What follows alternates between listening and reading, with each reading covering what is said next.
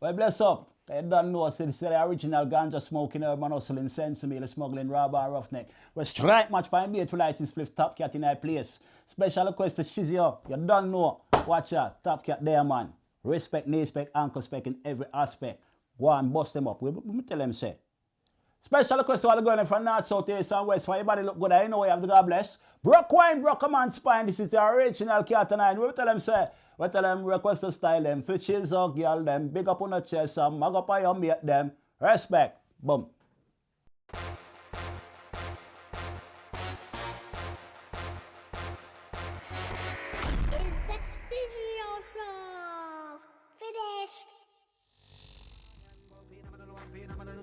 Streetlife is the only life that we know. Ghetto life, down in the ghetto we born and grow. No.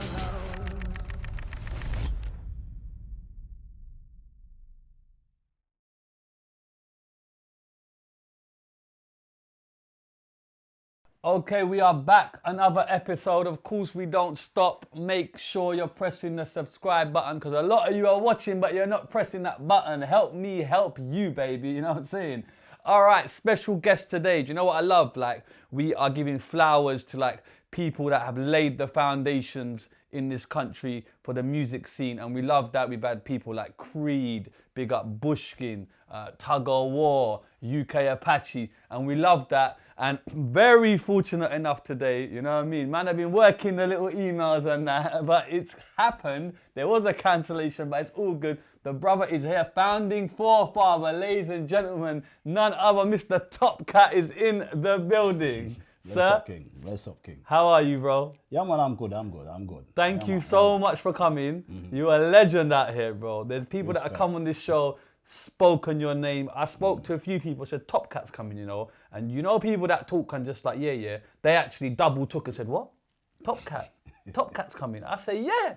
It's happened to me a few times, you know. So that just goes to show the legacy, but we will get there. Firstly, Respect. blue's the colour. I must have got the memo. I seen man in blue. I was like, bro, I got a sweatshirt for that, you know. So we put that on. Thank you for coming. How are you first, sir? Yeah, man, I'm doing all right. I'm okay. Yeah? Yeah, man. Everything good, family good? You can't grumble. Come on. Now, on this show, like, we like to kind of go back to the start where people started, originated from, and get the entire story. I think it's very important as well because you are a pioneer in this game, and all of these future artists, they need to realize, and audiences should realize who was one of the first to really lay this foundation. And that's not me trying to blow up your head or nothing. Facts is facts, you know what I'm saying? And anyone in this culture, this UK culture, if they go back long, they will realize, you know what I'm saying? So born and bred where, sir? I was born in the UK. I was born up north. Yeah, up north. Hey, change the accent. Up north. From Manchester. Yeah, hey, bro, don't change the accent. It's gassing me, bro. Hey, man, don't do it. It's just fun me, bro. Okay, Manchester. Yeah, that's See, right. Yeah. I never knew that. Okay, can we know when that was, like decade-wise? In our late 60s. Okay, late 60s. So I'm guessing it was a different time to what it is now. Yeah. So can you break down what it was like? Your family's from Jamaica? My family's from Jamaica. Mum and dad? Mother and father, yes. Okay, and they came here when? They came here in the late 50s. Okay, and then obviously you're born. Have your parents ever spoken to you about that time of the 50s in Manchester? I'm guessing it was a... Yes, and they talk about Manchester and things and the history of Manchester. So I know a bit about it. Still, right. And then obviously for you in the 60s, can you kind of break that down? Well, for me, it's more like the 70s. I grew up as a young youth. I was born in the late 60s. So right. I grew up as a young youth in the 70s. Yeah. In Manchester, and for a short while in London. And then I went back to Manchester. London, Manny. Okay, cool. Let's just start at the Manny first. Okay, yeah. Where in Manny first, sorry? Just down the road from Moss Side in a place called Wally Range. Okay, now Moss Side has got a bit of a notorious name about it. Just talk to me about that kind of time there growing up. Well, in the 70s, that was before its notorious time. Okay. You see, even though most of the little children from them times, yeah, we was little grown-ups. Right, meaning? Meaning just that we was little grown-ups. What, you had to grow up, quickly? All right, I'm wearing blue, so you know which side of Manchester and the football Ah, right, is that what it is? The city side? Yeah. Oh, see, now look, you've involved me in that, bro. Don't involve me. I didn't know that. I just wore blue because he was wearing blue. And now you done put me in that. Okay, cool. So, yeah, that's a real thing in Manchester, isn't it? Yeah. But like even then in the 70s? Even in our 70s definitely in our 70s is a real thing. Okay. Yeah. But it was more a thing like as youths, yeah, if you'd sneak into the last 10 minutes of the game. See, so when United are playing at home, you sneak in for the last 10 minutes at United. Yeah, and when City were at home, you sneak in for the last 10 minutes. So it was a thing. But how do you sneak in? The gates are opened. The gates are open at the end for people to leave. And that's... we are going. Okay. Yeah, seen. But what was good was around by Manchester City now, they used the away fans or anybody were parked on the roads. If you parked on the road on certain roads, yeah, like we used to control the road, so any car park up and thing, we would say, watch your car for you. Right. And you had to pay us. Right. How old are you? About 7. 7. So you, the kids, would say, right, if you're parking your car here, give us some money and we'll look after your car. Yeah, your car's okay. How much are you charging them first? Them time there, like you're talking 70, so it's charging about like 10 pence. Yeah. But the 10 pence and that still used to add up. Yeah, come on. Yeah, see, so you thought by on a good Saturday you could earn about £10. Yeah. And if they don't pay you, then what? Let's say someone says, nah, I'm not paying you, and just carries on walking. Feel sorry for them when they come back for them car. Yeah. Yeah, so that's how it went. That's how it went. Okay, so where did you learn this from? Is this just what all the kids are doing then? But then don't you have to control the street and be like, right, this street is ours? Because so there must be other crews. Our gang controlled certain roads. Right. If somebody was there, we'd move them off. Okay. Yeah. But then how did you get access to that street? Do you get what I'm saying? Because you're 7, bro. That's all the little children. I mean, years later, I'm going as a fan now to go to the game. Yeah. And I park up my car, and some little youths come out straight out here and say, "What's your car for, ya?" I say, "Still I do that." Yeah. So I just kill in the morning. Say, yeah. And it's more expensive now. How much is it now? It's £10? No. It's finished now because they've moved the stadium out. Right. The stadium's not there anymore. Yeah. But when it used to be there, and that still used to pay the kid. I've paid £1. I've paid up to £5. Okay. Are you paying them out of respect because that's what you used to do? Or are you? Do you know what I'm saying? I'm paying them because I know the consequences. Oh, so you just know the consequences? Yeah. Tires gone. Come back, car on bricks. Yeah, something like that. Yeah. Okay. So yeah, that's how the thing used to go. So the red and blue thing is a real thing. It's a proper real thing in Manchester. Like it's a cultural thing in Manchester. Because your parents are from Jamaica, right? So I'm guessing that did they follow the football kind of thing? Yes. Okay, amazing. Yeah. Yeah, man. Like in family, them more times still you have some family them who is city. Some like in your family, you have some of your family is city, some of them is United. And is it dependent on where in Manchester you are, or is it just a case of you could be either or? Literally. Because I don't know if there's like an invisible line. Do you get what I'm saying? And Nothing like that. I don't know how it stays. You get me? Like amongst your family, them and your friend them. Some of your friend them is red, some of them is blue. And then it's just you just have a little more thing and things about it. And then kind of growing up, from my age, right? It's kind of Manchester United was far more. No, I don't want to say they were better because I might get a punch in the mouth. But they were more like known. They were higher in the league for a long time prior to the takeover. So how hard is that for you to kind of back the underdog team? Do you get what I'm saying? Well, you see, if because in them days it was United, wasn't it? They were like. Put it this way, I started supporting City when City was the top dog. Okay. Yeah. So. When's that? So when was that then? In the early to mid 70s. Okay. Yeah. So because of that. They were the top dogs. Okay, I didn't know that. And then United. Yeah. Okay, fair enough. Talk to me about kind of growing up away from the football. Are you kind of outside a lot? Are you kind of studying?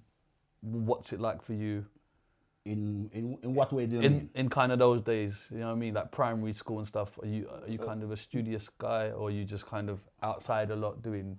Primary school, at school, a lot of things we do is like the music. Yeah. See, so I first got into performing music at my primary school in Manchester. Okay. What age is this then? This is around the same age, around about 7. And then where did this influence come from? Well, the music teacher them they had a choir thing. Yeah. So as soon as you get up into like the first year of primary school, yeah, like then give you trials for the choir. Yeah. Scene. So if you have a good voice, you get into the choir and that. But this is singing. This is a different type of choir. Yeah. Okay. And then are you kind of getting tracks from home? Or are your family playing? From if you talk like going before that, like my parents both of them collect music. Yeah. Since they both like the music of them like and things. So like a lot of music where they used to play, they play a lot of like the old soul and ska and things. So I grew up listening to a wide range of music from Jamaica. Wide range, yeah. Yeah, and music from America. So what kind of artists stick in your mind at that age? I'd say like Tina Turner. Come on, Tina. Scene. Yeah. Like Jackson 5. Yeah. Yeah, scene. No really still and thing. Yeah, see, them two kind of stick out the most because like Tina Turner tune them used to play in a yard enough. And Jackson 5, the first album I buy. Yeah. Maybe Tomorrow. Yeah. So, yeah, that's the first album. And then artists from Jamaica, any kind of artist influence there? Artists them from Jamaica and things, so like obviously it's gonna be the Wailers. Yeah, of course. See, like we had a lot of the Wailers tune them and things. Yeah. Yeah, see. And we have a lot of ska tune them where I can't even remember the artist them. I just know like if me hear them, I know them tune them. Okay, yeah, I hear that. And then can I talk about the patois, because you've got a very distinctive patois from Jamaica. Obviously someone that's born and raised here. Okay. Now because I didn't know that, now I'm querying, hold on, where's the Manchester accent? Okay. I can explain that like when I was 5, I went over to Jamaica for a few months. Right. Seen, so why was that, sorry?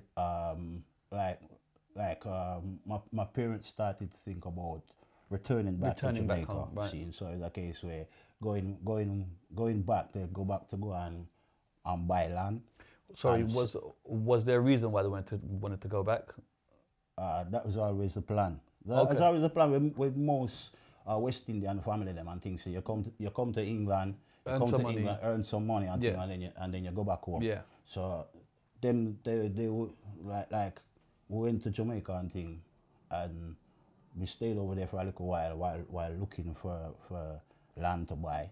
Seen. So during that time, I spent time with my mother's family, and I spend time with my father's family.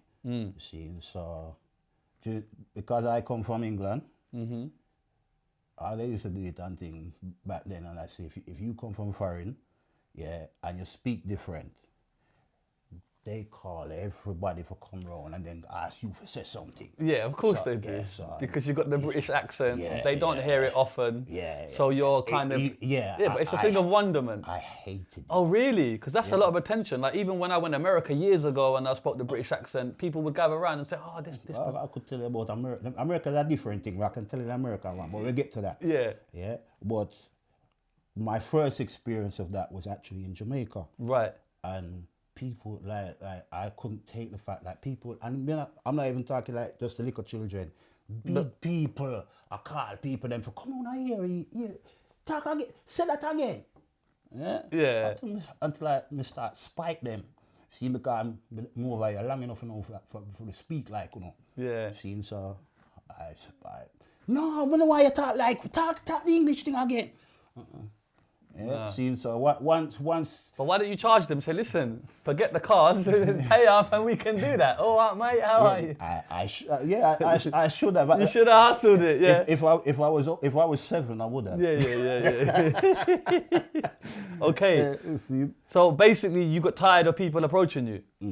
Okay, and then you started to adopt the patois. I adopted the patois. Yeah. And then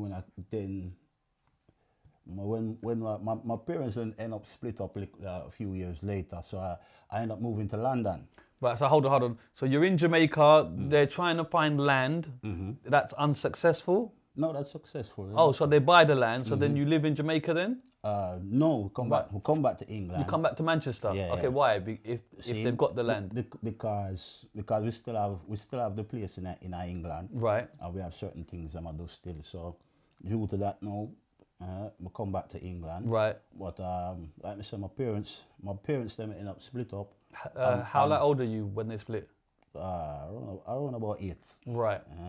See, so when them split up now, I moved to London with my mother. Okay. And again, I speak different from Londoners. Mancunian. Yeah. So it wasn't so much of, come on, hear all this one at that. It's just a case of, like, I speak different and I had to keep on repeating myself. Yeah. So I had to learn how to speak like a Londoner. Speak like a Londoner, mate. Yeah, Sweet. so do that one. Yo, he's spinning my head with it, bro. He's spinning my head. Okay. Your parents breaking up, how was that for you? Because 8 is quite an age where you kind of understand a lot. Did it affect you in any way, or that you can recall? Yeah, obviously it would affect me in certain ways still, but my parents were still my parents still. So, of course. So I would still go and spend time with my father when we get school holiday. See. So your dad stays in Manchester, and your mum comes to London. Okay, That's why did she pick London? If you got a place in Jamaica now as well, and the plan was to live there. Yeah. Well, we can't ask her no because she's not there anymore still. Okay, yeah. But sorry to ask, but you know, I'm just trying to. Yeah. No, do you know what it is, bro? I like to really know, because then this interview is in there, and people that Top Cat can really understand how it was for you. I get what you're saying. So apologies if it's too deep. You know what I'm saying? No. But me also, like me say, then my parents decide for split up, but them still make sure say me alright. Yeah. Yeah. So, love that. So my mother would have sent me to go and spend the holidays with my father and so forth and things too. So we still have a relationship. But why come to London? Sorry, I'm just trying to figure that out. With the London thing and things too, it's basically because they're never ready my mother never ready for retire and go back. At the end of the day, it's a case of you buy the place, so when time you retire, you have something offering for your retire. So it's gonna take years to build up your house in the place. You got the land, but now you have to build a house. Right. Sure. So my mother never ready for build a house yet. Right, yeah. See, and there's more opportunities, and you get paid better in our London. What did your parents do for work? Sorry. My mother was a nurse. Okay. See, so she'd get more opportunities in the nursing thing here in London. So that's the reason why she come down to London. Okay. So you land in London age what? 8, 9, 8? About 8 going to 9. Okay. Yeah. So you go to school, you got the Manchester accent, you got the Jamaican accent ready for fire, yeah? You see? But everyone's talking in a London accent. I remember that. Like when I came to London, everybody was, when people said hello, they said, watcha. Watcha, mate, watcha. And I used to go, watch what? Yeah. I'm glad I didn't know what it meant. Yeah. Yeah. And I couldn't figure it out. Are they watch? It's not watch. Gotch. Is it gotcha? Right. See, for about the first 3 weeks, when people me never understand what them I say. So I say gotcha. And it's like, one of my friends, them, I could slow it down to me. I say, watcha. Okay, I get it now. Okay. Watcha. Have you got the patois accent then, or have you got the Manchester, whoa? I got both. But what is your go-to? Do you get what I'm saying? Because it seems to me you can just switch them how you want, which is incredible, but I'm just trying to, what's your comfortable range? You know what I'm saying? My comfortable range is a mix of all three. Yeah. Yeah, so But- some words I can't say them. Some words I cannot say them. I can't say them in London. Like at school, even at school. By the time I got to secondary school, yeah, I thought I had the London accent down pat.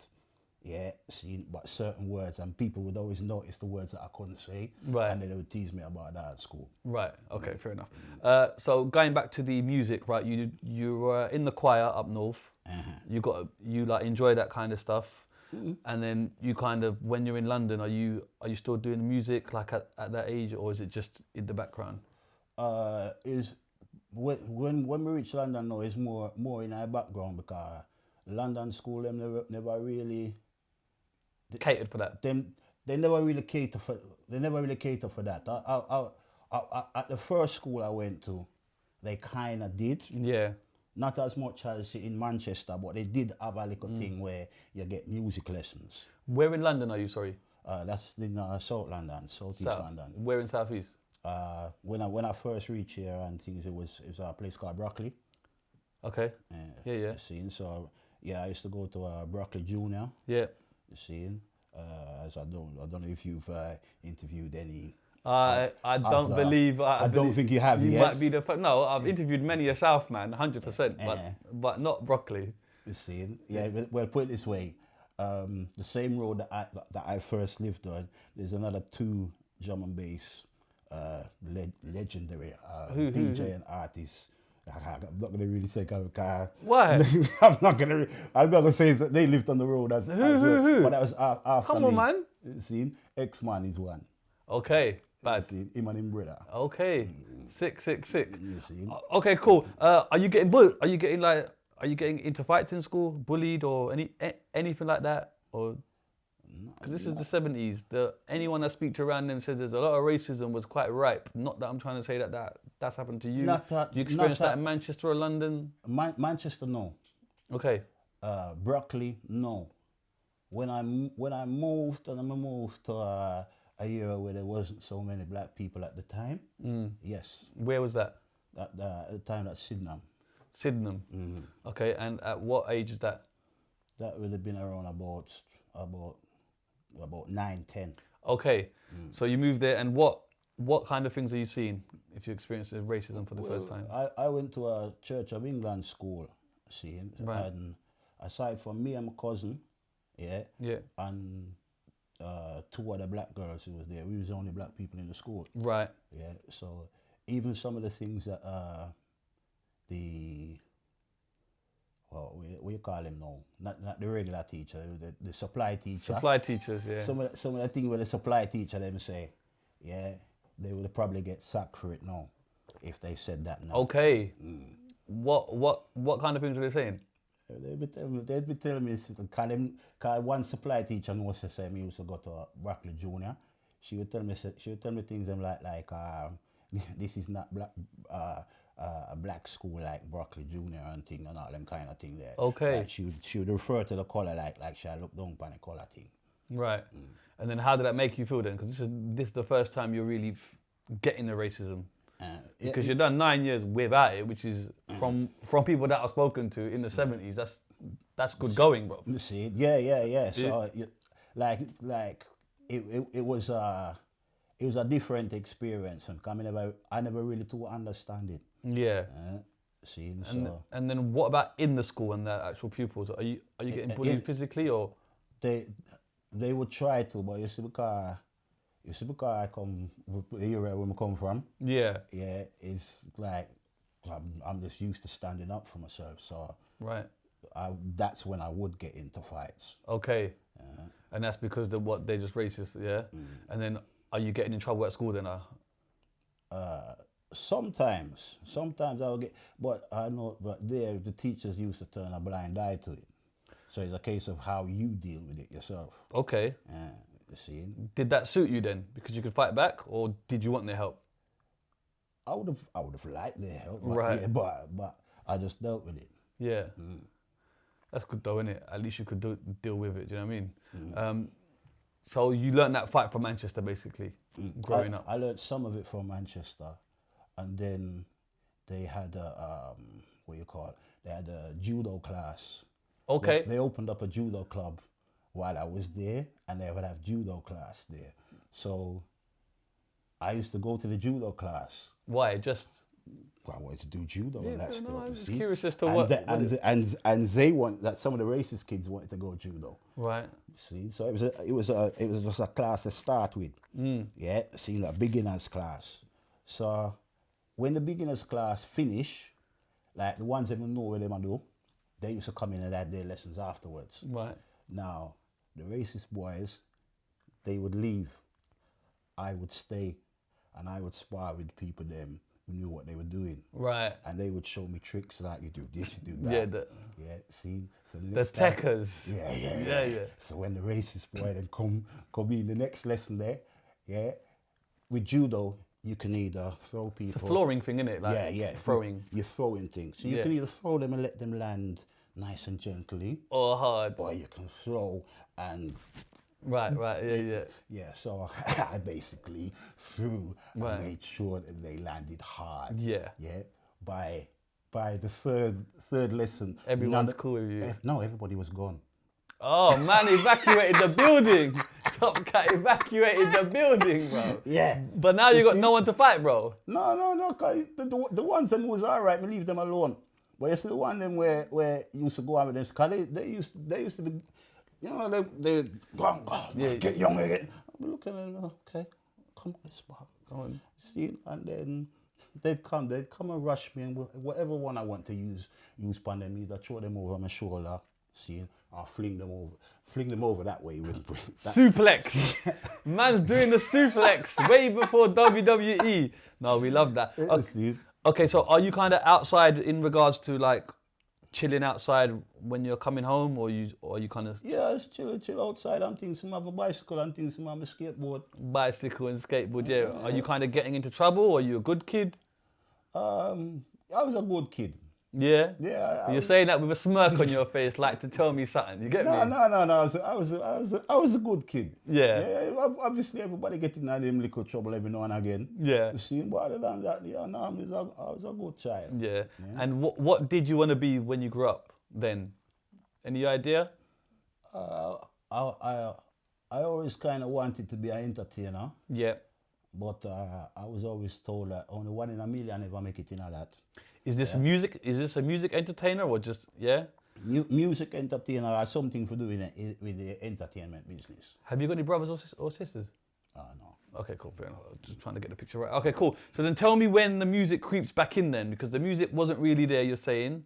So when does it start to creep in now? The music come in when I was about 14. Right. I went back to Jamaica on holiday now.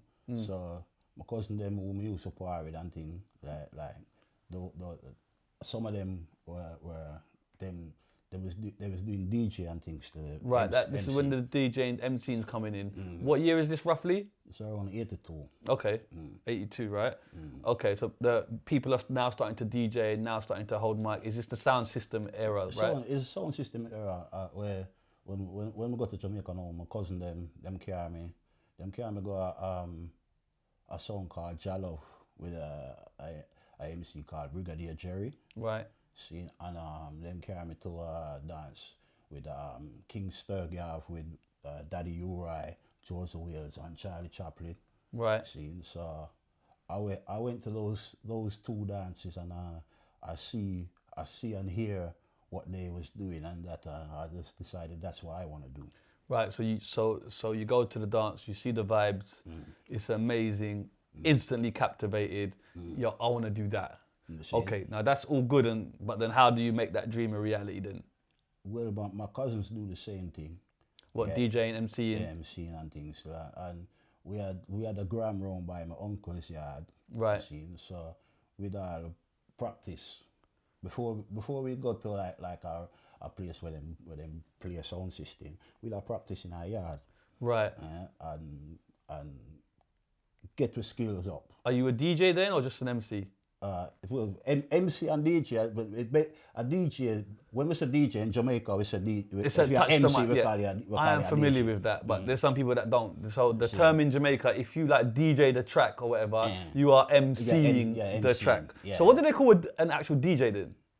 I'm curious. The DJ are the selector. Selector? Selector operator. Right. Depending because you have different jobs in a sound system. You know? Yes. Like you have the selector where the selector go in a record box And gives find you the the tune. tune. And him pass the tune to the operator. The operator, he might not even pass it to the operator. He might put it onto the deck. Yep. And the operator is run by the amps and things, so make sure say him EQ up everything and, Yes. and him give you the mix and everything. Yes. But it's all part of a team. Right. Yeah, see it. So But the term DJ is to MC. yeah, the term DJ is the MC. Yeah.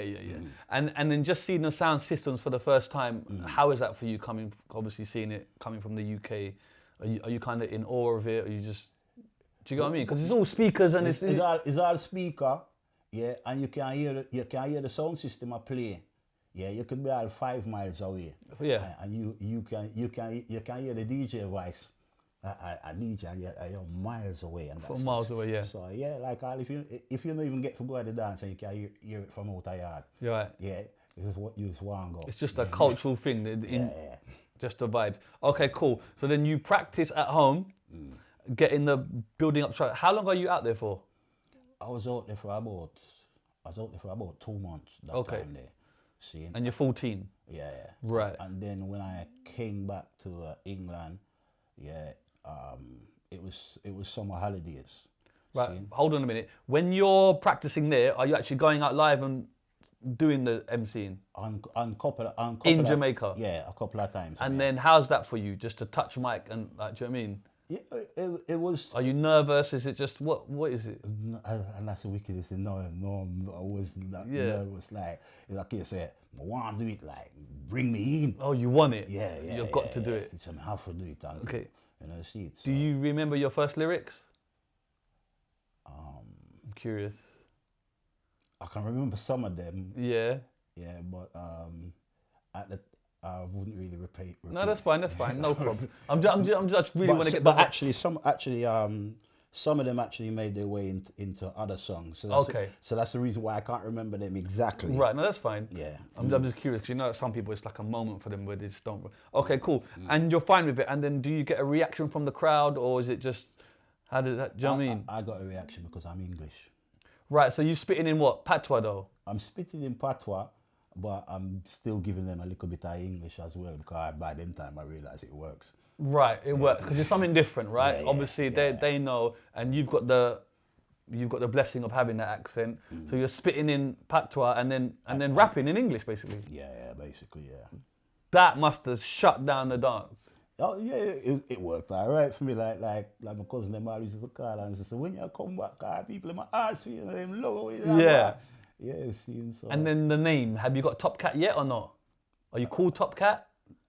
Originally I called TC because I never liked the name. You were called TC. Okay, so why are you called TC? Is that your initials? Yeah, it was initials, right? Of your birth initials. Okay, cool. TC. Yeah. Okay, cool. I won't ask for the government. It's cool, bro. Okay, so you're called TC then. Yeah. You're not called Top Cat. Yeah. All right, cool. You come back home after, then you must have a buzz for it, right? So what do you do then? Because sound systems here, I guess, are not as prevalent as they are in Jamaica. Well, we have sound systems. That's true. There, actually, I say that, but there was a lot of sound systems. There was a lot of but sound I think you have to systems. find them and really know. See, there was a lot of sound system them and things like that. Like me used to go at the blues dance then. Yeah, me used to go at the youth center, a youth center nearby my yard. Yeah. Yeah, or in my area, I should really say. They had every Thursday, they would one of the song that I ended up DJing on. They would test out the song down at the youth center every Thursday. See, so I would go on the mic there. So that's their kind of practice for like the main dance. So they come to a youth centre to test it, and then that gives you the opportunity to touch mic. That's right, yeah. Right, and then are they liking you straight away? How does it work? Yeah, they're like the first dance that I did. It's a youth centre called St. Mary's, still there in Ladywell. Okay. Yeah, but it's a different thing now. Them have it than. I was going to say the youth centre thing is dying out, isn't it? You see. And you're doing a ragga. It's dancehall. Well, dancehall music that I play. 80s dancehall. Yeah. Reggae and dancehall. And you're what, 15? Yeah, I'm about 14 and 15. Yeah. Okay, and you're getting the recognition though. Yeah. Or are you kind of kind of okay and you're just getting better, or are you just shelling? Have you got the gift from start? Is what I'm trying to get at. Yeah, you might as well say. You'll have to ask the people that move. Yeah, that's true. Yeah, but like in your mind, like when you're there, I was doing okay because. But you're getting the response.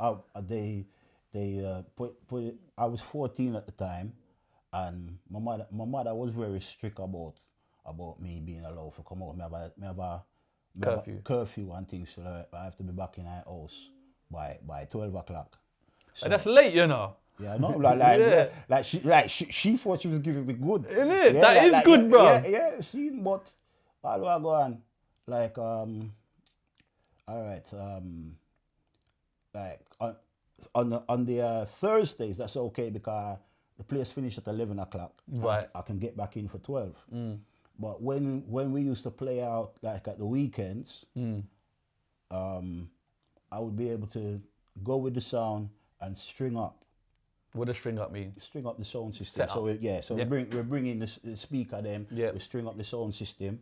Yeah, seeing, and I would test out the microphone. Everything's all right. Yeah, and then if the dance start at 10 o'clock, we used to play on Deptford High Street. Right. Yeah, seeing one place called A1 Calf. Right. So I'd help bring the sound in.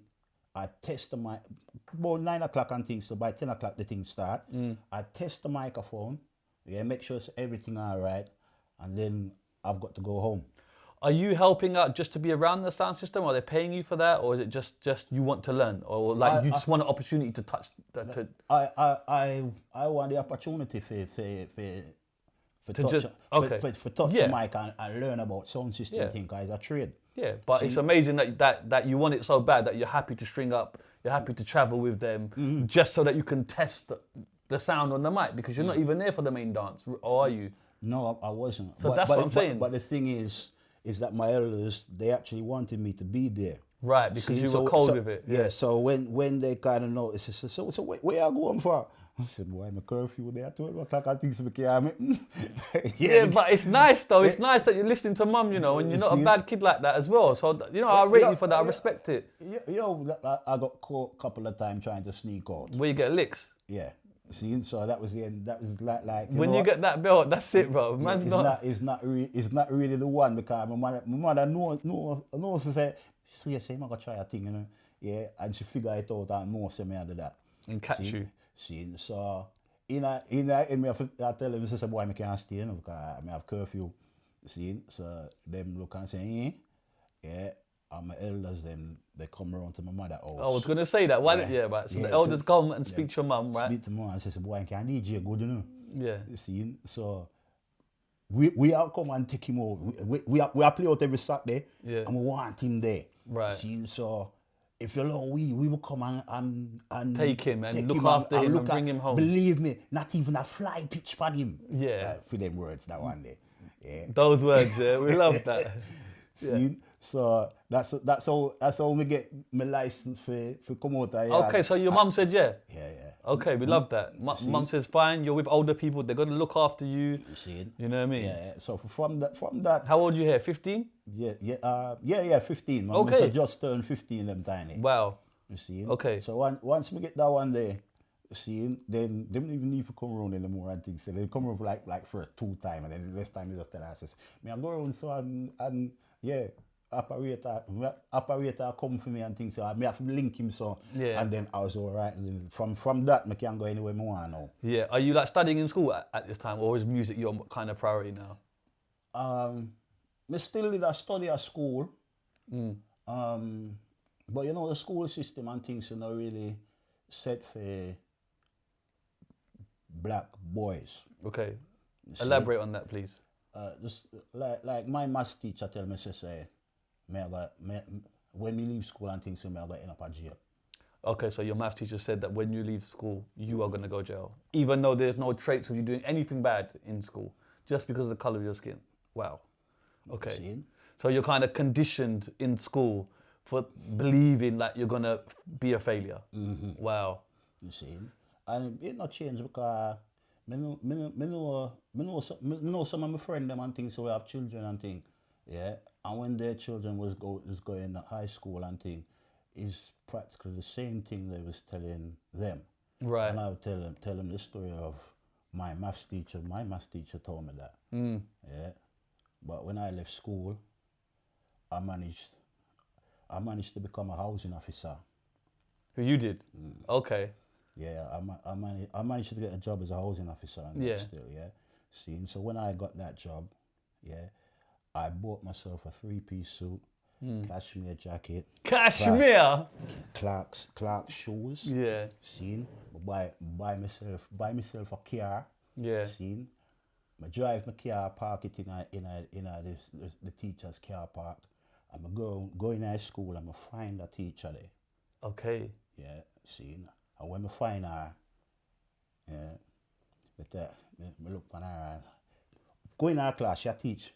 You just walked into school. So me just walk in In her those class. days you could, not anymore, bro.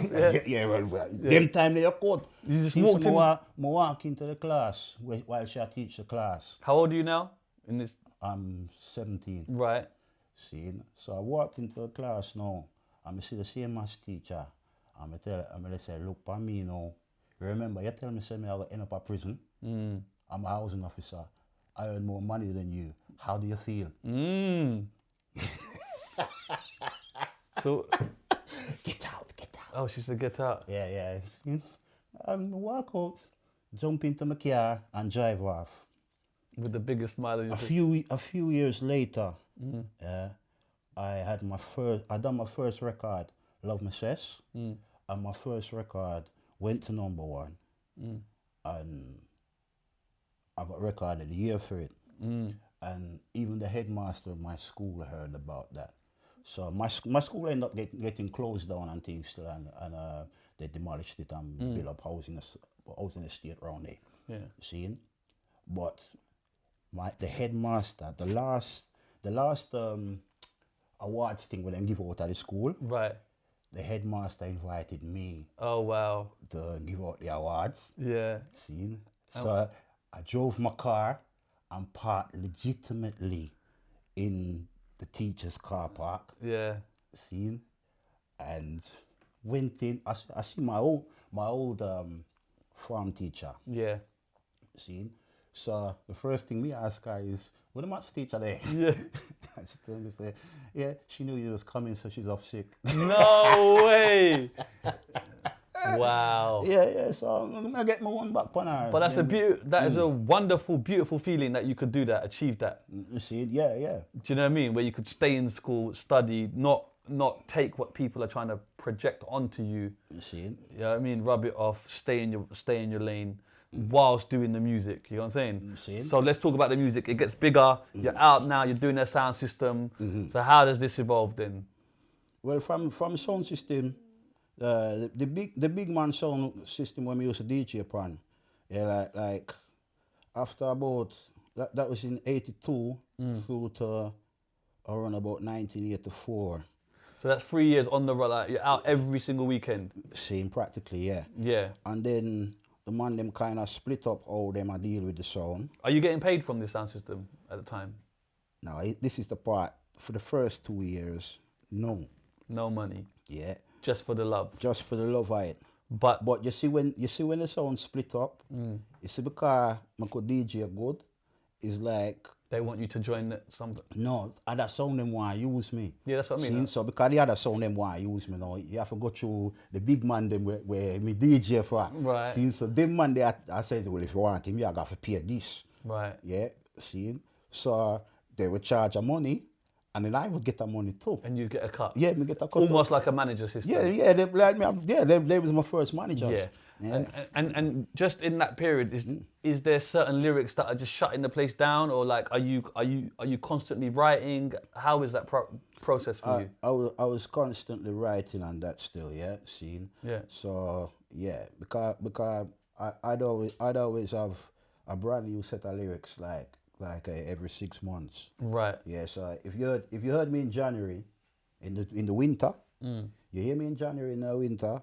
If you hear me in August, you're not gonna hear the stuff we hear in January. And roughly, how many lyrics are you spitting in like a set? If you could put it into... I'd probably have around about anything from 15 to 20. Okay. And Plus I could head tap. what does head top mean? Head tap means whatever my selector plays, whatever is on the record, whatever the topic was on the record, yeah, I could take that as my chorus, yeah, and then I just DJ Freestyle, verse. you mean? Yeah, freestyle. Oh, yeah. so you're capable of freestyling. Where are you learning this from? Is this just experience building, like Yeah, on the field, so to speak? It's part of what my elders wanted me to do. Yeah. Like at the time, Saxon, who's a sound from my era, and a big one of the biggest sound in the country at the time. Yeah. The Saxon DJs had a thing called the fast style. Yeah. Now, when I was DJing amongst the youth, them who was my age group and thing. Yeah. Yeah, I DJ fast style. You see, when I DJ up on the big man song, Yeah. I wasn't allowed to. I had to DJ the big man style where you'd hear upon the sound system. Why is that? Because they didn't see it as an authentic Jamaican style. Right. Yeah, Okay. see, so they wanted me to DJ authentic Jamaican style and Right. that still. So yeah, and because I could do it, Yeah, of course. scene, yeah, and part of that is being able to, whatever the selector plays, you can hear that, and then you can make your own thing off of that. So whatever record play, Yeah. yeah, if the like, say for instance they play Joker Smoker, Yeah. I have a tune called Friend in Need. Right. Yeah, people think the Friend in Need come from what's it? What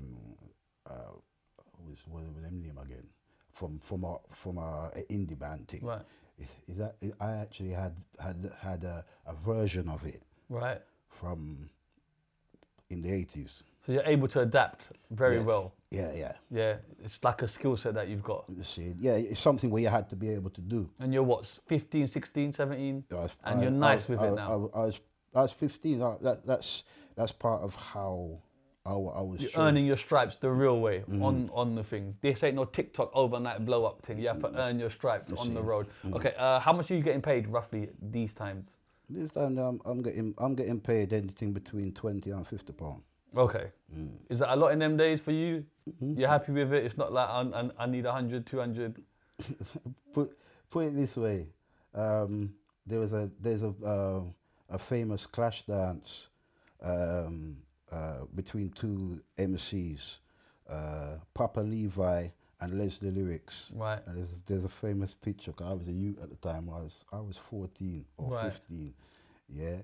And at the end, they've got a picture with Levi holding up the trophy and with Yeah. Leslie Lyrics, and there's my face in the middle. Man just squeezed in, you get me? And let man know that I'm coming next. Clashing as well, that kind of whole aspect of it. See, yeah. Is that something that you're involved in, or you just kind of, is that for the grown-ups, so to speak? Actually, when I came back from Jamaica as a youth, I clashed with everybody at school and killed everything. Clashing them how? In a cussing match or in a... MCing, yeah. It didn't even get to the cussing part because at the time there was a thing where Brigadier Jerry used to do where he used to roll his tongue. Right. And because I could do that style and nobody else could in the school. Right. Yeah. When I started doing that, it's a case of Archer, give up. Right, I'm done, I'm finished. And then the actual name Top Cat, have you got it now? Or are you still TC? When I was at school and throughout the 80s coming up to the name Top Cat was kind of came out as Top Cat once I start doing the record thing. Okay, so once you start cutting records. Yeah. So like prior to that on sound system, you're still TC. On sound system, I was known as TC. Just TC. See, so when I done my first record and the record come out as Top Cat, yeah, a lot of people didn't know that it was TC. It was TC. Okay, so let's just talk about why are you now called Top Cat then? Whose idea is that? Where did it come from? Well, originally I used when I was on the sound, I used to have a lyrics which used to say, "My name is TC, but I call me Top Cat." Right. Yeah, see, but that you're saying don't call me Top Cat. At the time, it was a case of don't call me Top Cat. But And is Top Cat the cartoon? yeah, It is that one, right? See, Okay, yeah. yeah. See, man, no, you get me. So there's a cartoon at the time, Top Cat, very, very popular. Okay, so That's how I actually got the Top Cat name, and I didn't like it at the time. It's actually from when I was at primary school in Manchester. right, And they realised my initials was TC. right, Seeing TC Top Cat, and I used to actually get teased about it. So Right. if you're talking about did I get into fights, I got in fights about that. about Top Cat. Yeah. Okay, cool. So then when the record comes out, I'm saying whose choice is it to like you are called because you're saying my name is TC, I'm not Top Cat. Yeah. You're actually saying I'm not. So Yeah. So it's kind of Joe G, my first producer. Yeah, he kind of convinced me to use the name. right. Yeah, see, instead of TC, call it the full thing. Because people are always ask, what does TC mean? Right. Yeah, see, so you might as well, and you have the Top Cat thing. Yeah, see, you might as well use that name there. Right. See, so I used it and it kicked off. And But can you come in a little bit? Was it? Yeah, just a little bit closer to the desk. yeah. Right, sorry. Okay, yeah, but it's interesting because you've had fights over the fact that you don't want to be called this. So now to accept it from a producer, that could be a tough pill to swallow. Do you get what I'm saying? Well, the thing is, it worked. Yeah, no, Yeah, of course it at, worked. At the time, But at the time, I'm saying, at the time, you need vision to kind had Super Cat yes, did a go on. yeah. So See? Super Cat is out doing his thing. Yeah. And there's a lot of cats about. See, well, no, there wasn't really a lot of cats about. But because of that, and that's where Joe kind of say, Yeah. and I kind of look with it and say, all right then, we'll work with that. Okay. Yeah, see, and it worked. Of course it worked. It See? definitely worked. Okay, cool. So you're killing the sound systems, and then you're getting asked to cut records now from producers. Are they approaching you like, yo? Well, I kind of stopped doing the sound system thing for a little while. Okay, why is that? Because I was doing a day job. Right. What Yeah, is this see, the Home Office stuff? The housing officer. Housing thing. officer, Yeah, right. Yeah. See, so because when I kind of got into doing that, I didn't do the sound system thing so much anymore. Because weekends you're probably tired. Can you be bothered to go and string up a set? You see, yeah. That's I mean, so put it this way: Friday night, them and things around a A1 calf. I would do a thing for the man them we're used to their nice sound and them have a set up thing. So I'd always go around there and do that. Yeah. Yeah. But like how me used to do it before, like Friday, Saturday, Sunday, me kind of stopped doing all them thing then. Right. Seeing. But then I dance with a keep with one of the sounding from Peckham. Yeah. Yeah, called Viking Sound. And Right. And Joe G used to select on Viking Sound. Yeah, seeing so my bridging from school, Fame family them is connected with Joe.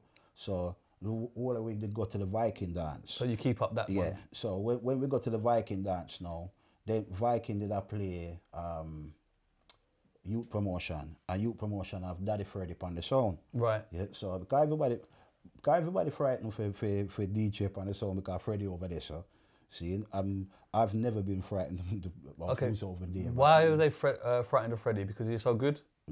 Right. So he's like the top guy. But then surely you would want to associate yourself with that top guy, no? And then I don't Mike. have the link over there. I got the link over here. Oh, you're over And here. Yeah, and everybody's frightened to go on the mic over here because who's over there. So I said, "Chuck, give me the microphone. Me deal with this." Yeah, we love that. See, so me go on and DJ and things and like me mash up the dance. So you're kind of against Daddy Freddy?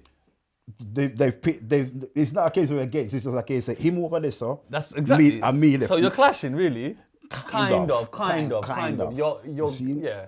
And people are coming towards you.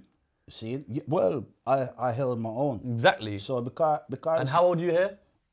19. Right. And Daddy Freddy's a big man? He's older than me. Yeah. Yeah, but he's the top guy. Yeah. Right. Like if you can. If you can hold your own, if you you're can hold nice. your own, yeah, Right. go on. And see? you're holding your own. So, I'm hold my own still. Right. Yeah, so due to that now, yeah, seeing Joe asked me, say him have put out him first tune and he needs a DJ on Right, yeah. He on the needs an rhythms. MC on the Yeah, 'cause rhythm. he's got a singer on the rhythm, so he want a DJ up on the rhythm now. Right. See, so that's how him. That's how that happened. Mm-hmm. So now you're going to studios, you're cutting records. So I've gone. He's got a studio in one of the rooms in his parents' yard. Okay. Yeah, see, and it's a little small thing. At the time there's like a 8-track reel. What's this, the 80s? Yeah, yeah. Right. See, so a little 8-track. But even then, a studio in your bedroom then was There's rare. a big thing. It's There's a big it's thing. a rare let's see thing that. to find. That's what I'm Yeah, saying, yeah, bro. yeah. The people that I speak to in that era, there weren't no bedrooms like because you needed still. You know what I mean? Mm-hmm. Yeah. Right. Okay. See, so I done 2 tunes that day. Yeah. Yeah, but something was happen on the recording where he couldn't use one of the tunes. So instead of me being on both sides of the record Of the LP. Yeah. my first record was I was on the B side, Right. and I was the second track on the B side. Right. So that's not really a go-to for people. Like they'd have to find it. They'd have to find it. Right. Whereas A side, the first track, that tends to be the one. Mm-hmm. Also, just to just talk about the recording in those days, Mm-hmm. it wasn't take after take, was it? It wasn't like how it is now. I didn't know that you could drop in. Right. See, So you're doing the whole rhythm. Yeah. Yeah, That's exactly yeah, that. So I'm yeah. saying you're from an era where you had to be good. There's no auto tune. There's no EQ in a man's voice. Like there's how not- you yeah, spit yeah. it is how you. that's what you're getting. Yeah. Yeah. Exactly. So you had to be top tier. That's is, right, Is yeah. what I'm trying to get at. Yeah. Okay, go on. Right. So you appear on the B side, second track. Yeah. So what happens then? The second track on the B side goes to number 1 and Number one where? in the reggae charts. What, in the UK reggae charts? In the UK reggae charts is number 1 for 6 weeks in the UK reggae charts, and So your other first record of the year. your first record goes to number 1 in the UK reggae charts for 6 weeks. That must be an amazing feeling. It's a very good feeling. Yes. Yeah. Yeah, very You're good. young, and you're number 1. Okay.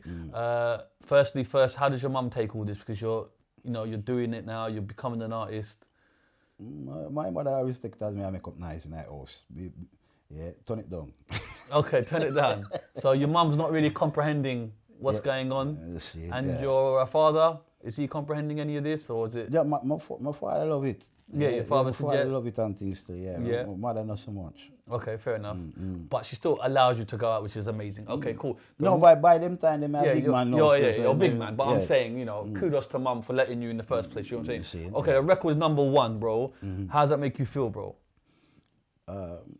Make me feel really good still because Top Cat has landed. Top Cat land. I'm earning more doing shows than I am from my housing officer job. Right, okay, so are you earning money off the record itself, or is it just the PAs? I'm off both. Okay, how much you earning off the record? After the record and things, I'm being paid a royalty off it. Right, so that's nice that you even are aware of royalties, because some people that I've spoken to in the past have been bumped, so to speak. They don't know about the legalities. How are you aware of this? Is just the guy just treated you good and said this is how it is, or you knew about it? We both learned about the music business together because it was his first record, Right. and it was my first record. Right. Yeah. It was just an equal split kind of thing. But it's nice because in those days there was a lot of people just taking advantage of people. Because contracts, I don't know if you signed a contract. You signed a contract, or you just weren't. we did have a contract and things like how we was doing it and things. Okay. Yeah, and that's how we first start off the thing and things. We want to do everything proper. But that's nice. And just distributing the record, how did you do that? Because that's a whole process in those days as well. Pressing the vinyl. That went through Jetstar. Oh, Jetstar. Big up Jetstar, Okay. So how did it get into Jetstar's? Joe started his label. Yeah, so the label was called Dance Vibes. Right. Yeah, the first label he Yeah. had. Seen he was pressing his records and selling the records to Jetstar and to certain shops, so he knew himself and that Right. still. Yeah. And for those that don't know, Jetstar is one of the biggest UK kind of. Jetstar was the biggest UK music distributor for reggae music. Yes. Side note, Commander B, Fitzroy, my brothers. You know what I mean? Man know about that era. Yes, Blakey. Yeah, Blakey, my guy. You know what I mean? It's mad. Man learned a lot from them brothers there. Just, you know what I mean? They used to talk to me a lot in the studio till 2, 3 in the morning about Jetstar and everything. So I really did learn. And when they had Savannah, the artist, I was there witnessing Savannah's climb. Glamma Kid, I know Moschino, that man. You get me? So even with them one day and things like me say, like. Commander B, they bring me in and things still for do a tune. And like, him have a rhythm still. I'm a little tune for him and things, but all right. If we give that story, if we really get that story the proper, we have to tell you from when I first started producing. Because the first time, my first record as an artist was Love Me Cess. Right. My first record as a producer was a tune called Over Your Body. Right. You see? No. I had already voiced that tune there for Commander B originally. Right. Seen, but he was taking long to put it out, and I wanted to start producing, and I wanted that song for myself now. Seen, because I used the Mr. Big Stuff rhythm for that tune. Right.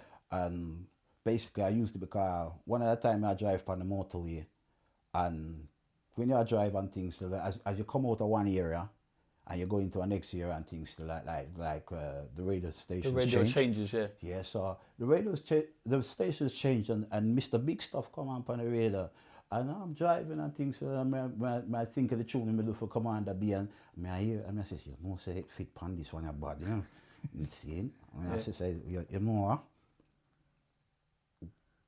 I'm gonna start producing and things more on this one. So I call Commander B and I tell him, say, boy, more start producing things, some more that tune back, because you take a little while. I must have voiced for about 6 months before. Yeah. So him say, yeah man, that's all right, you can go and do what you do.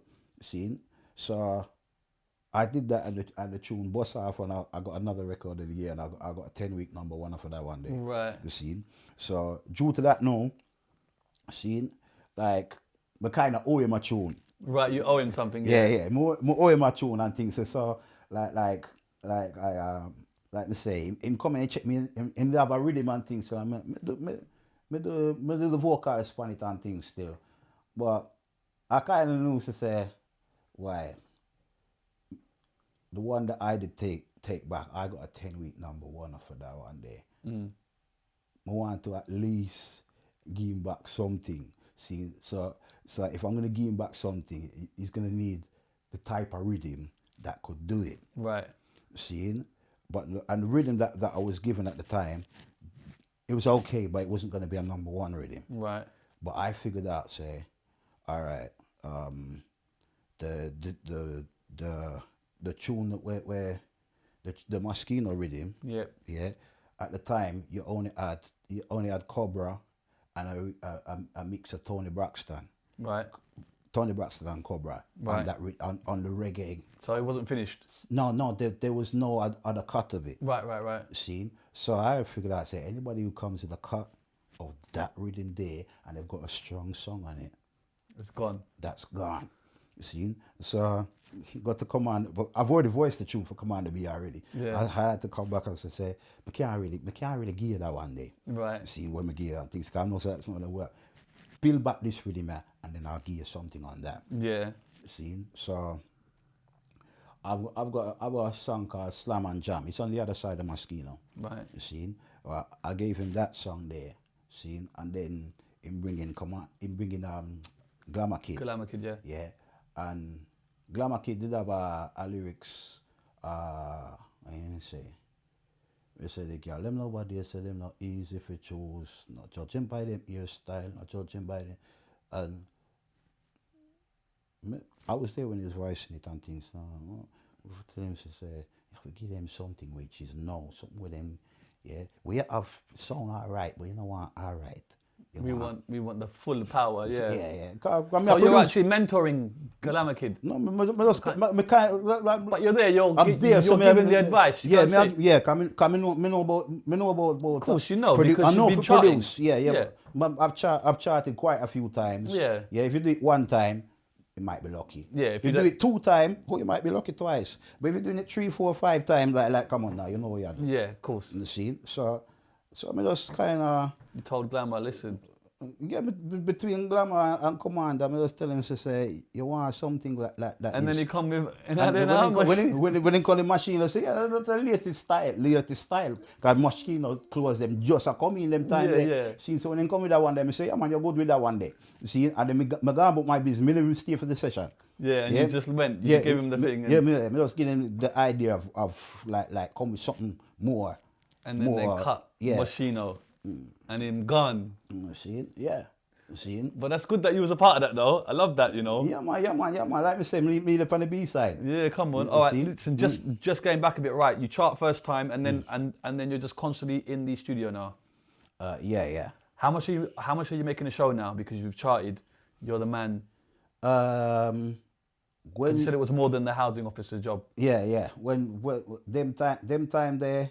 I'm not going to go into the 80s price. No, you don't have to, but you I'm not going to really go into the 80s price. But I'm not going to say. 80s price is different though, you get me, bro? It's a different time, you get what I'm saying? But put it this way. Yeah, 80s price, you talk about where me have to work a month for. Yeah. In the housing officer. Yeah. Me can get that for a show. For one show, you're earning a month's wage. And that, just to have it right, that month's wage is getting you 3-piece cashmere, you get me?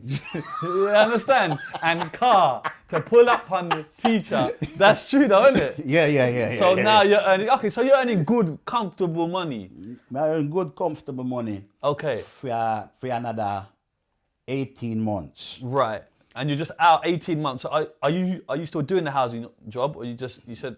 No, housing job and things like. What's it? It's done, yeah. You see when time I get when time the tune got #1. Yeah.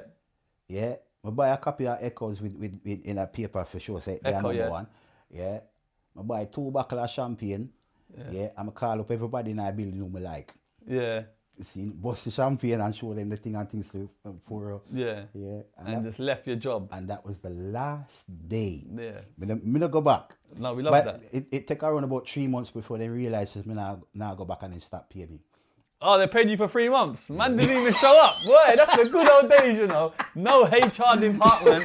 Man just still getting paid, bro. Hey, bring back them days. Okay, so you're out, what, every weekend, every day? What is it? Thursday to Sunday, maybe? Yeah, every weekend and things. So like mashing up the dance. At least 2 a weekend. Yeah. At least 2. Sometimes I get 2 in a night, never mind. And what are you doing with the money?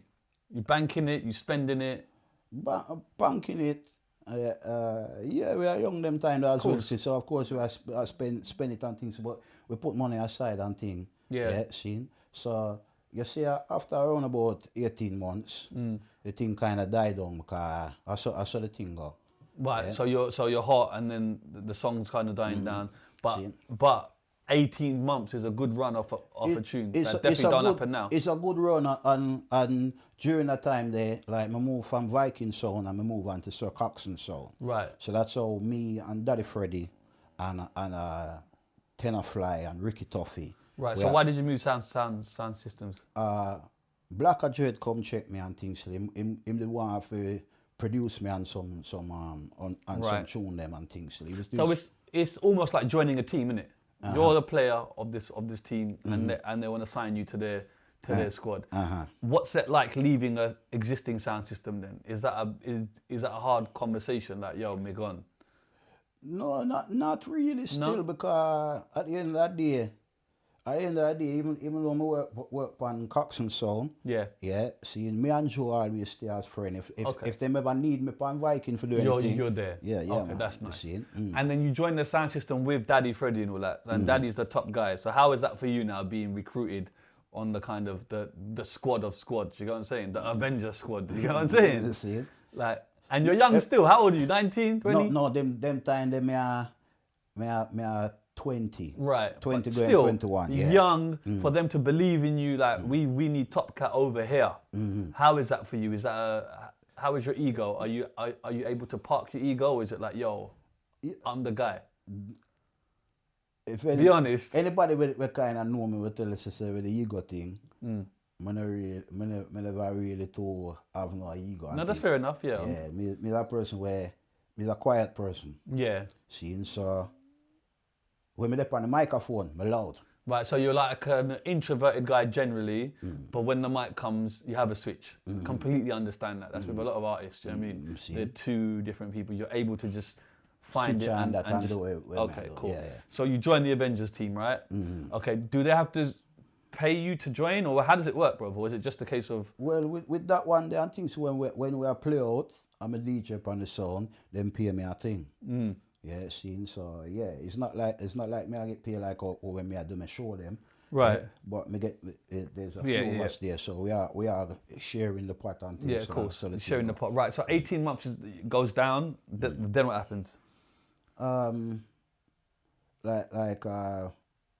We I guess you need a follow-up or something. directly we need a follow up, but I was very good live.